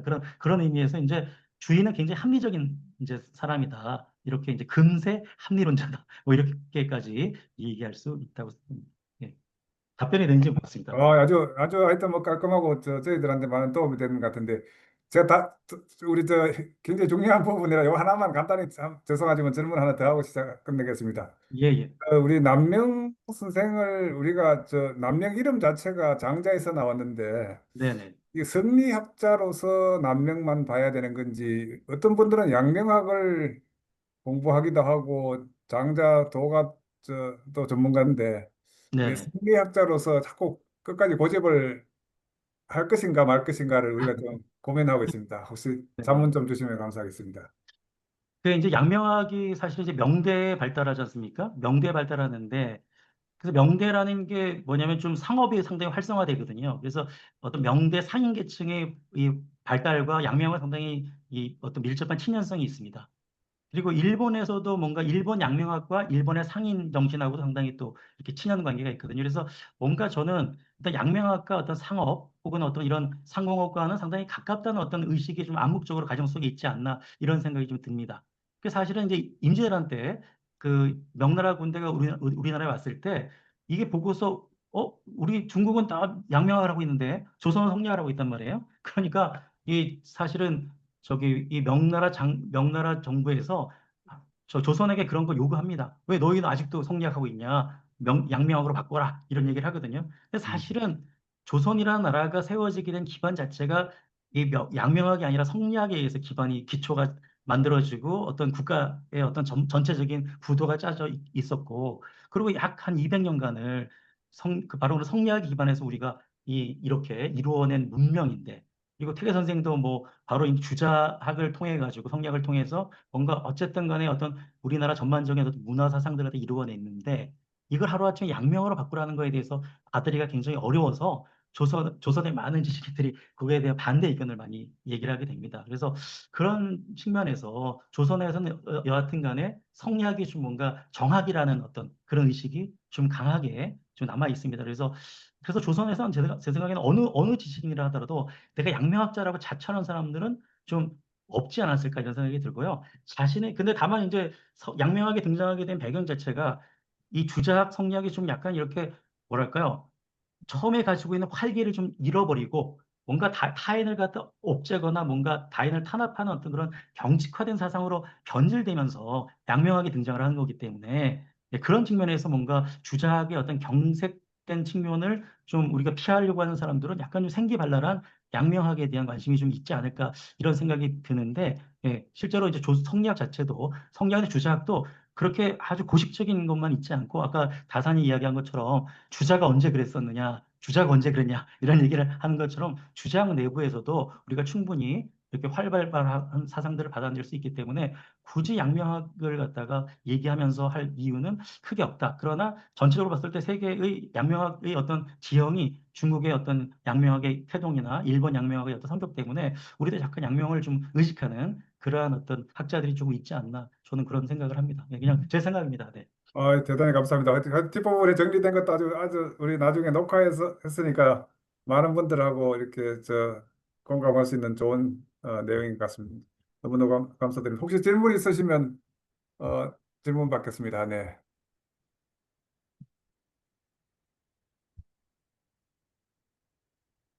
예, 교수님, 제가 한 가지, 예, 예, 그, 예, 교수님 오늘 말씀 너무, 예, 강의 잘 들었습니다. 근데 이제 오늘 어떤 서양의 기업가 정신하고 이젠 어떤 상반된 입장에서 어떤 유학의 좋은 점, 강점 이런 것들을 이렇게 좀 강조해 주셨는데요. 제가 궁금한 게 이젠 유학과 그전에도 이젠 앞에서 여러 가지 이젠 발표해 주신 분들께서 이젠 유학하고 남명의 유학하고 이렇게 구분돼서 이렇게 할 수가 있는지 지금 이젠 주로 이제 후반부에 이제 남명 사상의 어떤 특이점이라든지 이런 차별점 이런 것들을 말씀을 해주시긴 해주셨는데 그 남명의 어떤 철학, 남명의 사상을 남명의 어떤 실천 유학 이렇게 새로 구분지어서 그 맥을 이렇게 이야기를 할 수가 있는지요? 예, 제가 설명을 잘 못한 점도 있는 것 같습니다만, 그러니까 뭐 오늘 이제 제가 자료를 보여드렸지만 그 실천 정신에 있어서 다산과 남명의 문제 의식이 상당히 닿아 있는 부분을 우리가 좀 발견할 수 있지 않나 이런 생각이 듭니다. 그래서 저는 사실 이제 우리 항상 학생들한테 강의할 때도 그런 얘기를 하는데 이 1,000원짜리 지폐에 있는 퇴계는 알지만 같은 해에 태어난 남명에 대해서 아는 사람이 거의 없지 않습니까?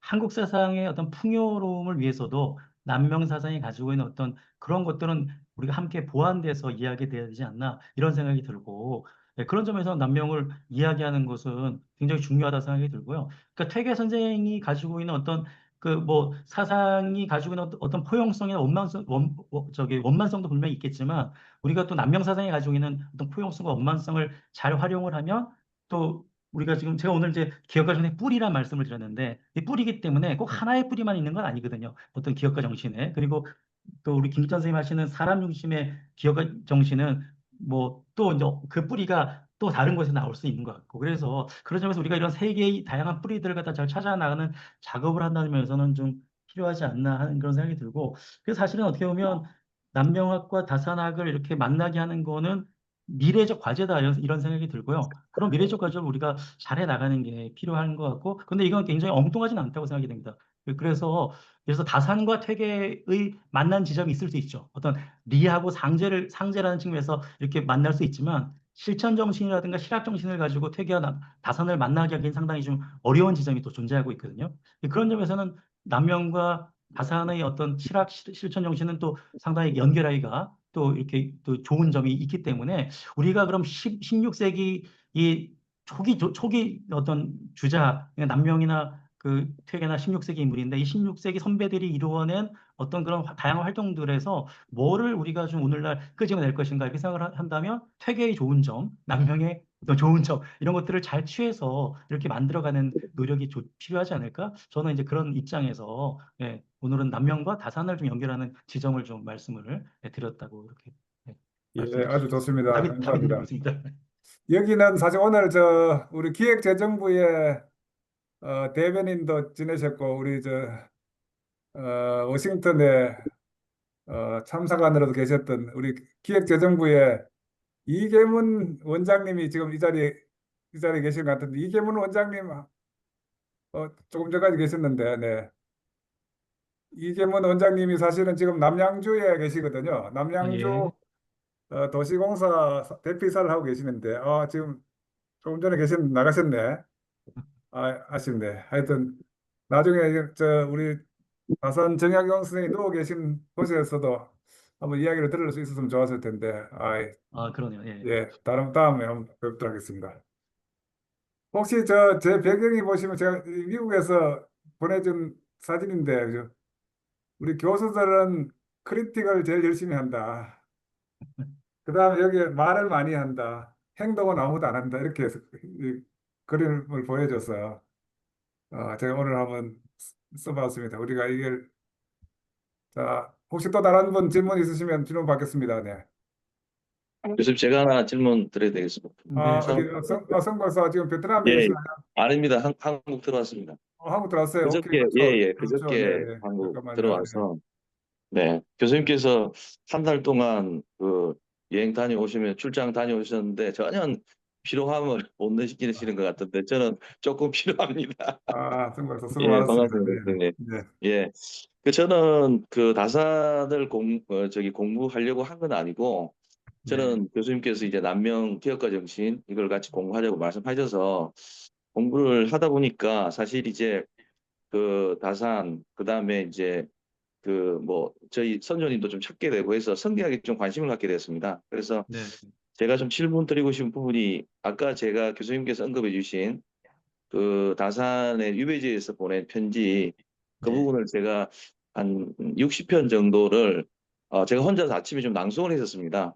교수님께서 네. 6번 읽었다고 말씀하셨는데 60번이네요. 정확하게 말씀드리자면 제가 너무 재밌고 또 제가 의미가 있다고 생각했기 때문에 저희 아들에게도 이제 군대산 아들 보내고 그다음에 저희 지인들 분들에게도 보내서 피드백도 받고 했었는데 다산께서 생각하시는 부분이 굉장히 저와 굉장히 좀 제가 배울 점이 많았다고 생각을 합니다. 그래서 그런 부분에서 오늘 교수님께서 강의해 주신 내용이 저한테는 굉장히 정말로 감사하고 새롭고 또 앞으로 좀 공부해 보고 싶은 그런 마음이 많이 들게 해주셨습니다.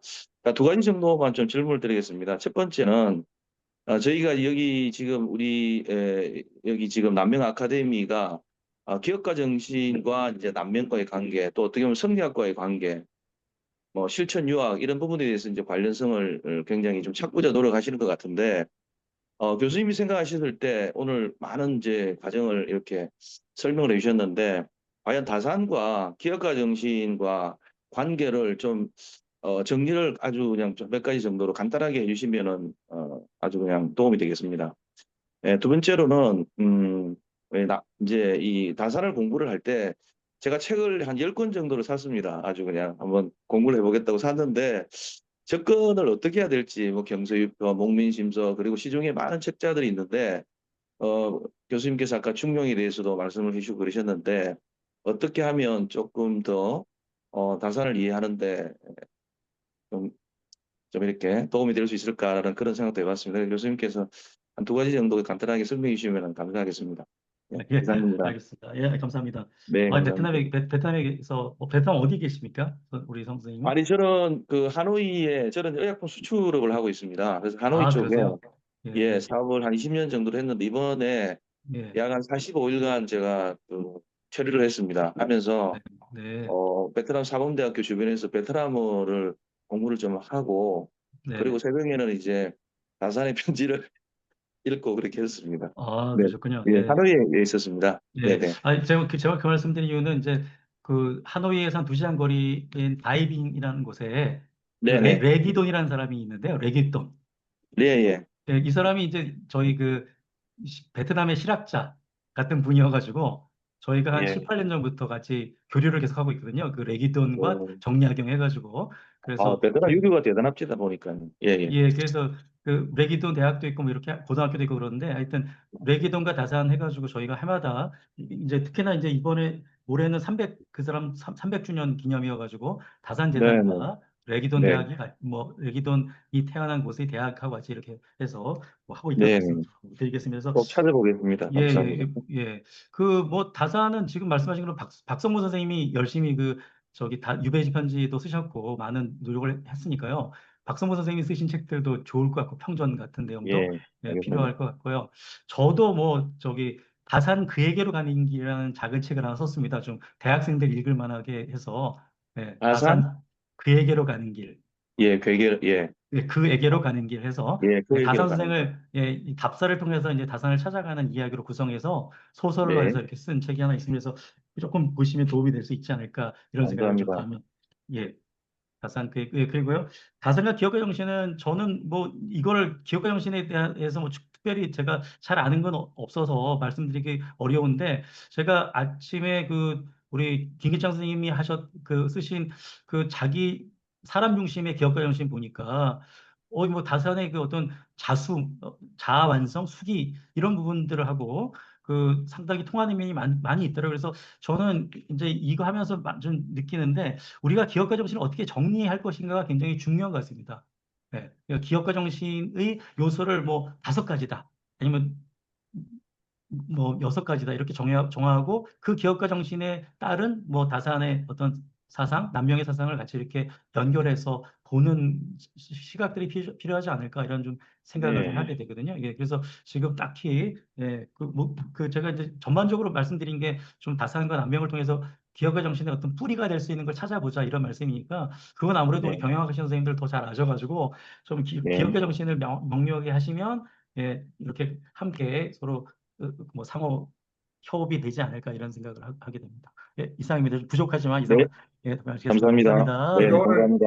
오늘 이야기를 들으면서 우리 김영우 교수님하고 우리하고 엄청 좀 더 친하게 지내야 되겠다 이런 생각을 했었습니다. 네, 그러세요. 사실 우리 그 사회과학계에서 가장 논란이 많이 됐던 책을 하나 뽑아라 그러면 아마 막스 베버의 자본주의 정신 이걸 같아요. 네네. 그래서 이게 논란이 좀 더 돼야 우리 정약용과 남명이 될 것 같아요. 그래서 네네. 근데 너무 이렇게 문헌이 남명 수행의 문헌이 좀 부족하다 보니까 네. 그 어떻게 보면은 레퍼런스를 가지고 어프로치하는 게 조금 좀 쉽지 않은 것 같고요. 오히려 우리 막스 베버처럼 이렇게 사후적으로 접근하는 이런 게 좀 필요하지 않을까 하는 생각이 들었습니다. 하여튼 우리가 이게 이 우리 후세들에게 우리 대한민국의 정신을 어떻게 남겨줄 것인가. 저는 혹시 뭐 남명이 아니라도 좋지만 우리가 이렇게 논의하는 과정에서 결과적으로 남는 부산물은 정신이 되지 않을까 이런 생각을 하면서 네. 오늘 아주 우리 정약용 다산 정약용은 우리들 머릿속에 별로 없었는데 자꾸자꾸 들어오는 것 같습니다. 감사합니다. 우리 혹시 뭐 김영원 원장님, 뭐 이성희 교수님, 반성식 교수님 혹시 질문 있으세요? 네, 코멘트 좋습니다. 제가 좀 한 네, 가지 좀 질문을 드려도 괜찮을까요? 네, 네. 네네. 지금 네, 저는 지금 어, 대만에서 한국어, 중국어, 대조 연구를 하고 있는 아, 사람인데요. 네. 제가 여기 와서 보니까, 오늘 교수님도 이제 강의를 제가 정말, 잘 들었고 너무 감사하게 생각을 하는데요. 관계에 대해서 좀 말씀을 많이 해주셨거든요. 네. 타인과의 관계 해결은, 음, 관계 해결은 뭐 자기로부터 뭐 하는 그런 스티븐 코비의 얘기도 인용을 해주셨고 하는데, 제가 여기 대만에 와서 보니까 관계를 어떻게 정의를 해야 할 것인가라는 그런 문제를 좀 새롭게 생각을 하게 됐어요. 원래 네. 저희는 관계라고 하면 나하고 타인하고의 관계를 먼저 이제 생각을 하게 되는데, 그게 아니고, 어, 그 안에 나하고 내가 가지고 있는 나의 어떤 약점이라든지, 음, 나의 나태함, 나의 욕망, 나의 목적, 그 중에 하나인 또 나와 타인과의 관계를 이렇게 생각을 해볼 때 교수님께서는 그 관계 안에 나와 타인이 아닌 나와 내가 바라보는 나와의 그 관계 또 포함을 할 수 있는 부분에 대해서 어떻게 생각을 하시는지 조금 네. 좀 의견을 듣고 싶습니다. 예. 네, 제가 예, 감사합니다. 답변이 잘 될 수 있을지 모르겠는데요. 근데 저도 대만 계신다 그러셨죠? 네네. 제 사적인 얘기지만 제가 2월부터 저도 이제 대만대 철학과에 한 1년간 있을 예정으로 있어서요. 예. 그래서 혹시 저, 언제부터? 저는 지금 한 1, 2월쯤에 대만대 철학과에 가서 한 1년간 어, 예, 있게 내년 2월 달에요? 네네네 2월 달에 예. 그러시군요. 예. 만나뵐 수도 있겠네요. 예, 네, 이제 우리 자유주의의 가장 문제점 많이 지적할 때 독립적 개인을 많이 지적을 하지 네, 않습니까? 그래서 네, 그 네, 마이클 샌델의 정의란 무엇인가도 보면 사실 핵심적인 내용이 독립적 개인을 굉장히 강조하는 그러한 것이 이제 문제다라는 네, 걸 얘기를 한단 말이에요. 네, 인간은 공동체 속에 살고 있는데 어떻게 네, 독립적 개인들만을 이렇게 얘기하느냐. 네, 사실은 그게 굉장히 좀 강력한 사회죠. 그러니까 이렇게 독립적 개인을 갖다가 인정해 버리면 이 사회는 네, 뭐냐면 서로 뭐 톨러랑스 같은 거, 네, 어떤 상대방을 갖다 인정해주고 뭐 이렇게 하는 거, 뭐 그런 것들이 이제 그 좀 배려해주고 관용하는 게 주로 미덕일 것 같아요. 그런데 이 육아 사회는 인륜 사회니까 네, 사람은 기본적으로 인륜 공동체를 벗어날 수 없다는 생각을 기본적으로 하고 있으니까 이 사람들은 네, 관계 자체를 갖다가 이렇게 늘 이제 있는 거 생각하는 거죠. 그러니까 독립적 네, 개인이라는 것 자체가 이제 생각할 수 없는 거여서 네, 우리말에도 왜 나만 생각하는 사람을 나쁜 사람이라고 그러잖아요. 네, 나쁘다. 네, 네, 나쁘다는 게 나만 있는 거잖아요. 그러니까 네, 아, 기본적으로, 네네. 그래서 기본적으로 관계를 중시하기 때문에 결국은 이 네, 관계 속에서 어떻게 잘할 것이냐의 문제인 것 같고, 그래서 네, 결국은 관계에서 잘하는 방법은 뭐냐면 결국은 내가 솔선수범할 수밖에 없다는 게 사실은 이제 다산의 인 이론의 핵심인 것 같아요. 그러니까 다른 네, 사람의 마음을 헤아려서 내가 먼저 솔선해 주는 거. 예. 그리고 근데 그런데 이 솔선하는 것이 뭐냐? 다산은 그래서 사실은 이제 하나님이 굉장히 중요하다고 생각이 드는데요. 내가 네, 그렇게 나의 인생, 이 사람들과의 관계 속의 교제 속에서 내 해야 될 본분을 다 하고 솔선하게 네, 살아가는 거, 그거 하나님이 알아줄 거 아니겠어요? 네, 그러니까 이제 그 어떤 그런 의식이 이렇게 관계 확산, 이렇게 관계를 잘하는 것에 추동력이 되지 않을까 이런 생각이 드는데요. 요즘같이 이제 신이 없고 네, 독립적 인간만 있는 세상 속에서는 사실은 좀 그게 잘 나오기 좀 어렵지 않을까 네, 이런 생각이 좀 듭니다. 네. 그래서 아, 네, 예, 야, 우리 아, 저 잘 읽었습니다. 김영호 교수님 엄청난 어록이 하나 나왔습니다. 네, 나쁘다라고 하는 것은 나뿐이다라는 야, 어록이 엄청나네요. 네. 예.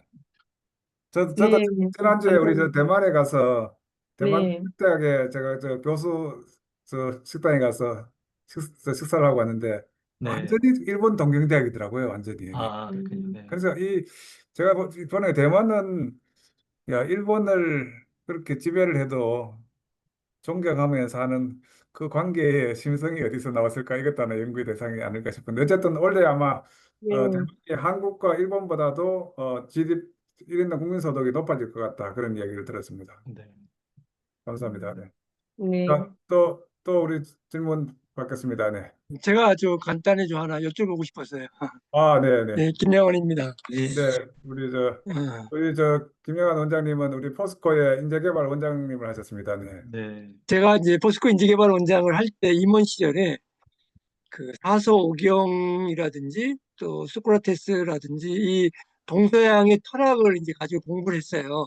네, 그래서 임원들 이제 전체 모여가지고 이제 그 사서 오경이라든지 소크라테스나 뭐 아리스토텔레스, 플라톤을 배웠는데 배우고 나서 이제 저희 회장님이 저한테 야, 그 중국이나 서양의 그 철학자들 공부를 많이 했는데 한국에도 10대 철학자가 있을 거 아니냐.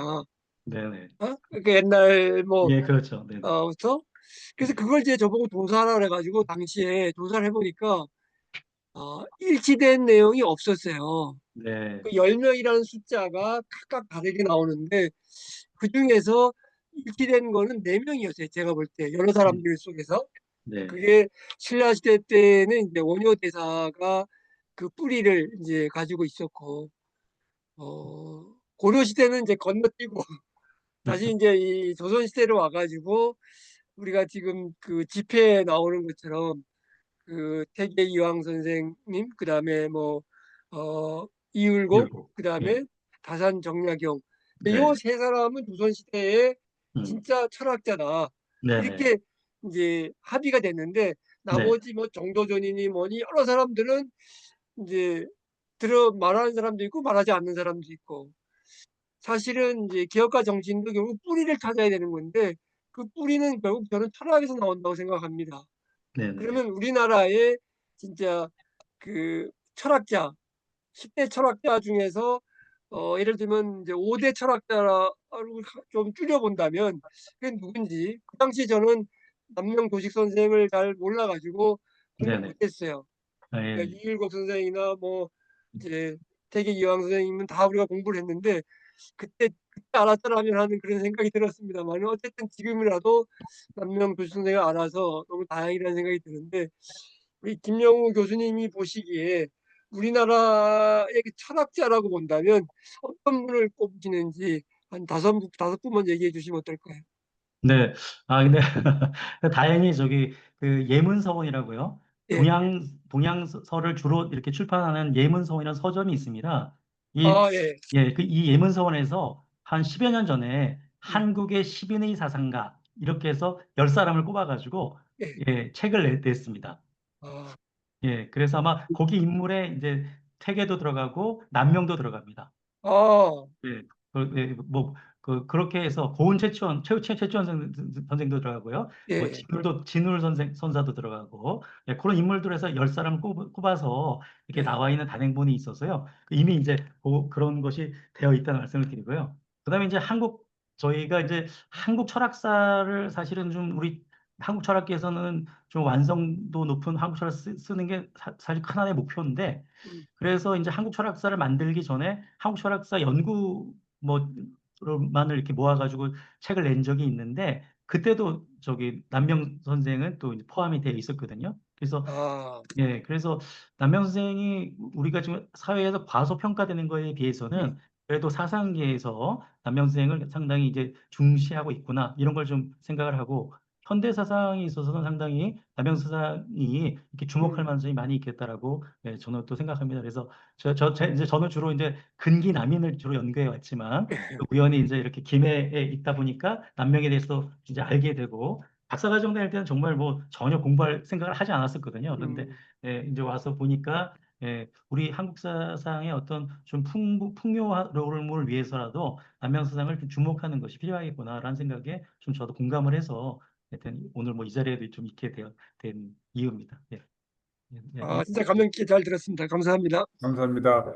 우리 혹시 지금 우리 일기에 우리 총 회장님이 누구냐 하면 우리 허소미 대표님이신데요. 네. 허소미 대표님의 아버님이 지수초등학교 출신입니다. 네. 예. 지수초등학교 출신의 우리 이 허소미 대표님 혹시 김영우 선생님한테 혹시 한 말씀 하셔도 좋고, 네. 예, 저는 오늘 저희들은 일단 대한민국이 세계의 미래가 된다고 제가 김종회 선생님 유학자 계시거든요. 그분이 쓴 대한민국 수의 시대, 물의 시대가 되면 대한민국의 미래다 하는 책을 제가 읽고 전 대한민국이 세계의 미래가 되는 걸 믿고 그게 이제 핵심 역할을 할 인재를 육성시키는 걸 목표로 해서 학습 프로그램을 만들어서 지금 10년째 하고 있는데 오늘 해주시는 말씀을 듣고 저희들은 피터 드루크의 경영 철학을 가지고 목표 달성하는 방법을 공부하는 걸 계속 하고 있었거든요. 근데 드루크가 얘기하는 공헌 목표 달성하기 위해서는 경영자들이 다른 사람이 그걸 이루도록 하는데 내가 뭘 도와주면 되노? 이렇게 계속 물어봐야 된다는 거를 강조하거든요. 근데 오늘 해주시는 말씀 중에 네. 인이 실제로 어떤 이렇게 의미냐, 인의 재정의가 굉장히 저는 새로웠습니다. 그래서 두 사람과의 관계에서 상대방에게 내가 해야 할 덕목이 인이고, 그 다음에 또 목표 달성하는 경영자는 성과를 내는 사람이다. 그렇게 정의하는데 다른 사람에게 실질적인 혜택을 주었을 때 이는 완성된다 하는 이런 부분들이 저는 완전히 막 내일 우리 미경 식구들에게 이 중요 문장을 정리해서 나누고 꼭 나누고 피터 드루크의 미래 사회를 이끌어가는 기업가 정신 책에 피터 드루크가 서문에 뭐라고 썼느냐면은 세계에서 기업가 정신이 가장 잘 실천된 나라가 대한민국이다라고 서문에 썼거든요. 그러니까 전쟁이 끝나고 난 뒤에 완전히 폐허가 된 상황에서 드루크가 2005년에 돌아가셨는데 돌아가실 때 그때 본인이 봐도 너무 급속한 성장을 하는 이 대한민국의 그 기업가 정신에 대해서 많이 궁금해 하셨을 거라고 생각합니다. 도대체 이 나라가 그 근본에 예. 무슨 정신이 있길래, 어떤 철학이 있길래 그 짧은 기간 동안에 이렇게 대단한 성과를 냈는가 고 굉장히 궁금해 하셨을 거거든요. 근데 네. 드루크가 우리나라의 이런 그 뭐 조식 남명 선생님이나 다산에 대해서 잘 몰랐을 거거든요. 근데 우리는 벌써 그런 트루크가 얘기하기 훨씬 전부터 아주 오래 전부터 이렇게 철학적으로 기본이 돼가 있었기 때문에 그 근본적인 철학이 있었기 때문에 이런 결과를 만들어낼 수 있는 거를 이제 이론적으로 이렇게 말할 수 있는 이런 환경이 준비된 거에 대해서 너무 오늘 기쁘고 또 이런 자리에 제가 함께 있어서 너무 감사합니다. 그 교수님 김 교수님의 이런 예. 발표에 대해서 저는 막 그 중요 문장들을 정리하면서 내일 우리 그 위경 식구들하고 많이 제대로 예. 나누도록 하겠습니다. 네, 우리 허성미 대표님 때문에 우리 저 다산 선생님이 아마 저 대한민국의 피터 드러커가 되지 않을까 이런 생각을 했습니다. 화이팅! 감사합니다. 네. 예, 저도 피터 드러커의 책을 좀 읽어보겠습니다. 예. 네, 감사합니다. 자, 이제 한 5분 안에 끝내야 될 것 같은데 너무 시간을 많이 걸려서 죄송합니다. 혹시 뭐 정대일 학장님 마지막 정리해 주시죠, 뭐. 네. 예, 오늘 늦게까지 대단히 수고하셨습니다. 항상 또 매일 그 원로에도 불구하시고 우리 그 반성식 이사장님 그리고 이용호 회장님 너무 감사드리고 요 최근에 또 최승연 우리 대표님도 자주 오시는 것 같습니다. 우리 성창영 대표님 너무 감사드리고 항상 열정적으로 하시는 우리 허소미 대표님 그리고 우리 김영현 원장님 너무 감사드립니다. 음, 오늘 정말로 김용호 교수님 강의를 사실 우리끼리 듣기엔 사실은 좀 아깝습니다. 너무 진짜, 진짜. 또 물론 질문할 것도 많고 하니까 다음에 또 한번 워크샵을 열면은 또 한번 모셨으면 좋겠고 지난번에 또 우리가 워크샵 할 때 김용우 교수님 한번 오셔가지고 그때 이제 그 발표도 하시고 했는데 아마 주기적으로 우리가 온라인으로 하다가 또 오프라인에서 워크샵을 뭐 1박 2일로 연다든지 해서 가능하면은 그 선비문화연구원에 가서 거기서 하면 좋을 것 같습니다. 그리고 일단 10월 26일, 예, 10월 26일 날, 뭐, 진주에 오시면, 26, 27, 28, 또 그때, 우리 수료식을 10월 27일 개막식 하는 날, 그날 오후에 제일, 한국경영학회 오후에 그 부작용 회장 100주년, 그 탄생 100주년 기념 특집 스페셜 세션을 합니다. 그 마치고, 가능하면 수료식을 하면 좋을 것 같습니다. 그러니까 가능하면 10월 27일 월요일 날은 꼭 오시면 좋을 것 같습니다. 개막식도 하고 또 그때 유엔 특별 세션도 하고 세계 총장 그리고 기업인 특별 세션도 하고 하니까 그때 오시면 좋고 특히 우리 김성한 회장님 오셨네요. 다시 예. 지난번에 오셨는데 다음 오시면 더 좋을 것 같습니다. 그래서 우리가 만나서 또 밤새워 토론도 하면 좋을 것 같고요. 그래서 그렇게 해서 이 남행 아카데미가 정말로 이 연구하는 집단으로서 하고 또 나아가서는 우리 그 김기찬 회장님하고 우리 박원석 교수가 대단히 노력해서 하는 저널 오브 K 아카데미에 사실은 꼭 그 생각하고 있는 걸 한글로 적으시고 다시 우리가 영문으로 공동으로 좀 번역을 하고 물론 번역하는데 용어에 있어서는 좀 논란이 있을 수 있습니다. 뭐 예를 들면은 경위 사상을 어떻게 번역할 거냐, 뭐 경위 뭐 사상을 좀 많은 사람들이 뭐 번역하는데 조금 차이가 있지만 어쨌든 그런 것들도 우리가 정립을 해서 몇 가지 중요한 용어들에 대해서도 다시 우리가 정의를 해서 저널에서 실을 때는 같이 공동으로 실고 그렇게 하면 좋을 것 같습니다. 그래서 지난번에 김 기자님께서 말씀하신 우리 요 발표한 내용들을 좀 정리해서 우리 발표하자 그때 말씀하셨죠, 그죠? 그럼 그거 좀 말씀해 주시면 좋을 것 같습니다. 그래서 오늘 보니까 이게 저 잘못하면 저 밤새울 것 같습니다. 김영호 교수님. 질문이 여러분들이 있는데, 나중에 다시 한 번 더 모시는 걸로 하고요. 우리 지금까지 논의했던 내용들을 다 좀 정리해서, 어쨌든 책자로 만들려고 합니다. 책자로 만들고, 그 중에서 한두 편 정도는, 우리 해외 논문으로도 좀 만들려고 하는 이런 작업을 하고 있는데, 앞으로 우리 방원석 교수님하고 정대일 학장님이 엄청 지금부터 고생하지 않을까 이 생각을 합니다. 네. 자, 그러면 우리 저 김성환 사장님 한 말씀 하실래요? 오래간만에 오셨으니까 한 말씀 해주시면 좋을 것 같습니다. 예. 예. 예, 감사합니다. 기회를 주셔서. 우리 정대열 교수님, 그리고 김기찬 총장님. 저는 지금 오늘 사실 대구에 행사가 있어가지고, 대구에 갔다가 지금 차 안입니다. 차 안인데, 제가 9시부터 지금까지 쭉 잘 들었습니다. 우리 김영우 교수님 말씀 잘 들었고요. 저는 이제 중간에 들어왔기 때문에, 우리 남명 선생님과 여의당 다산 선생님의 그 세팅을 누가 했는지 굉장히 절묘하게 오거나이징을 했다는 생각이 들었고요. 이 다산의 그 정신은 저도 두물머리에 한 번씩 자주 가는 편입니다, 사실. 그리고 초당도 가보고 저 혼자 이렇게 들러볼 때마다 이 다산 선생님이야말로 우리 오늘의 우리가 있기까지 뭐 6.25 자본주의 이런 얘기를 하는데 최고의 그 기여자가 아닌가 그런 생각을 많이 해봤습니다. 그런데 오늘 이 강의를 듣고 제가 해주신 김 교수님께 대해서 정말 앞으로 세상의 선한 영향력 중에도 아주 파워풀한 그런 족적이 남을 수 있는 모임이다. 강의다. 그런 생각을 했습니다. 오늘 상당히 감명 깊게 들었고요. 앞으로 열심히 배우겠습니다. 우리 정 사장님도 여기 보이시는데 반갑습니다. 예, 감사합니다. 반갑습니다. 네. 예. 감사합니다. 네, 감사합니다. 이게 고맙습니다. 저 오늘 밤 새기 전에 우리 반성식 교수님 한 말씀만 들읍시다. 네, 한 말씀만 하시죠. 네, 반성식 교수님 뭐 지금 저 마이크가 지금 안 나오는 제가 꺼드릴게요. 네. 이사장님 마이크를 켜십시오.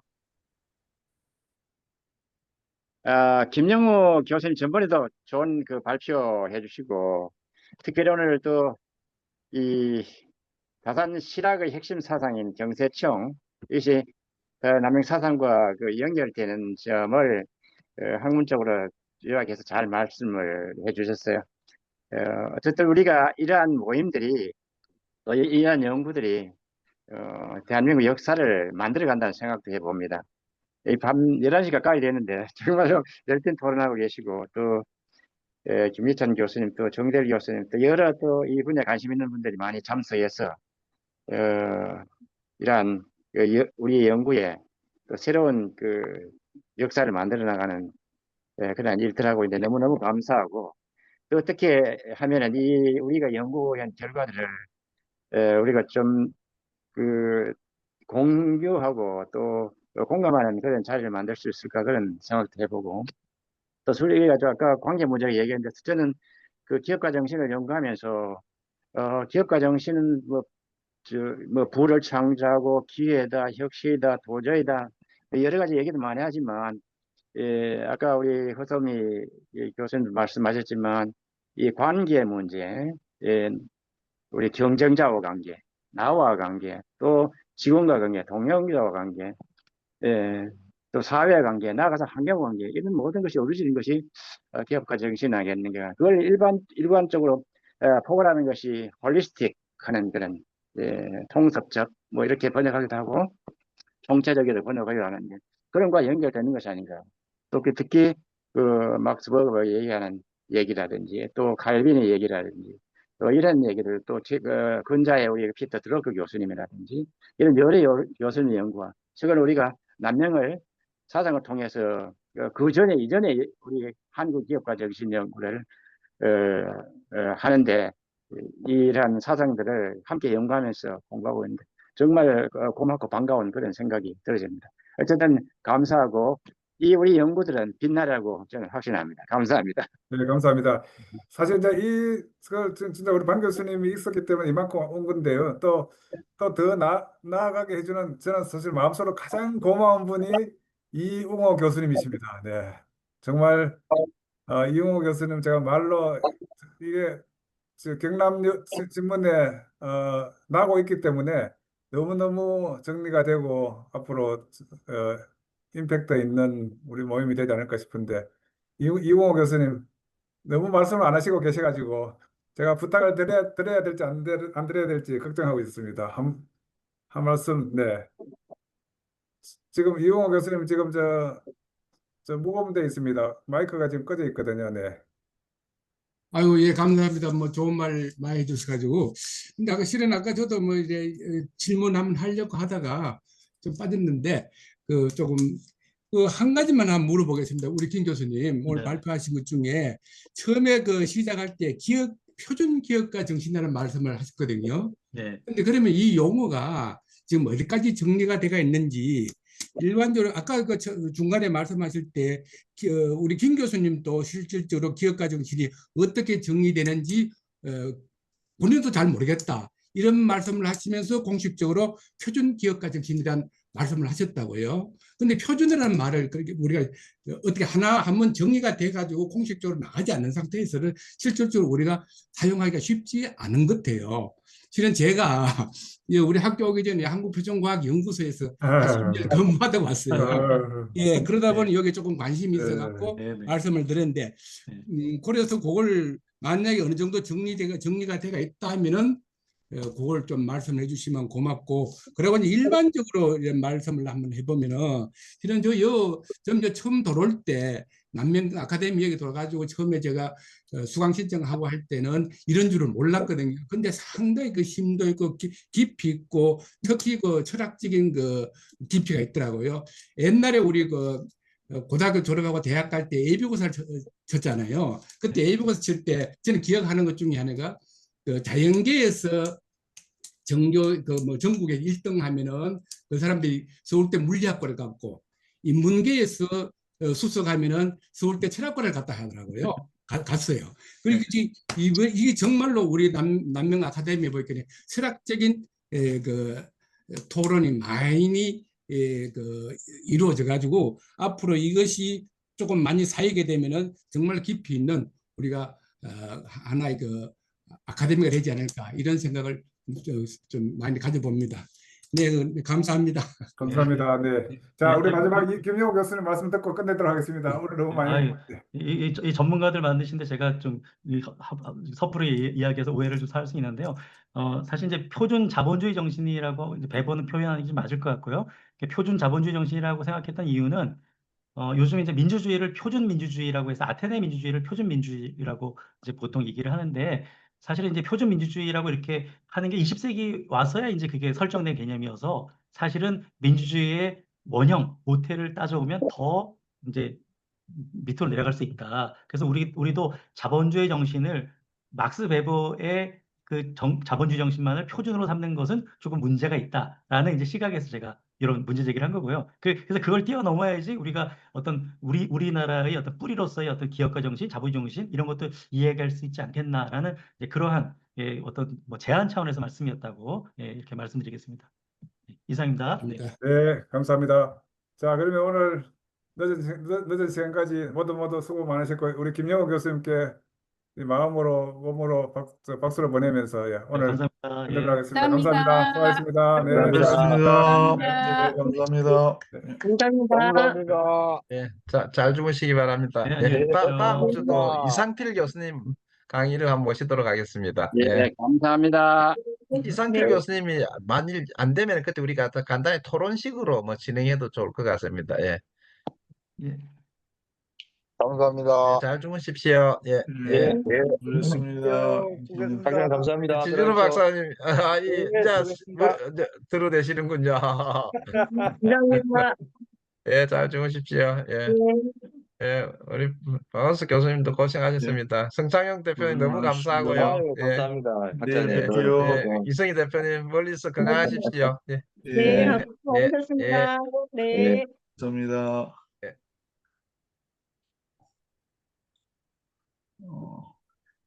내일 제가 정대율 원장님, 학장님, 내일 오후에 가겠습니다. 오후에. 네, 내일 오시기 바랍니다. 예, 예, 예. 그래, 어, 예. 예. 이사장님, 손창용 박사님 수고 많으셨습니다. 예, 예, 박 교수님 건강한 늘상 밤 되십시오. 감사드립니다. 잘 챙겨주셔서 늘 반갑습니다. 고맙습니다. 들어가십시오. 고맙습니다. 예. 네. 김희식 교수님 안부전합니다.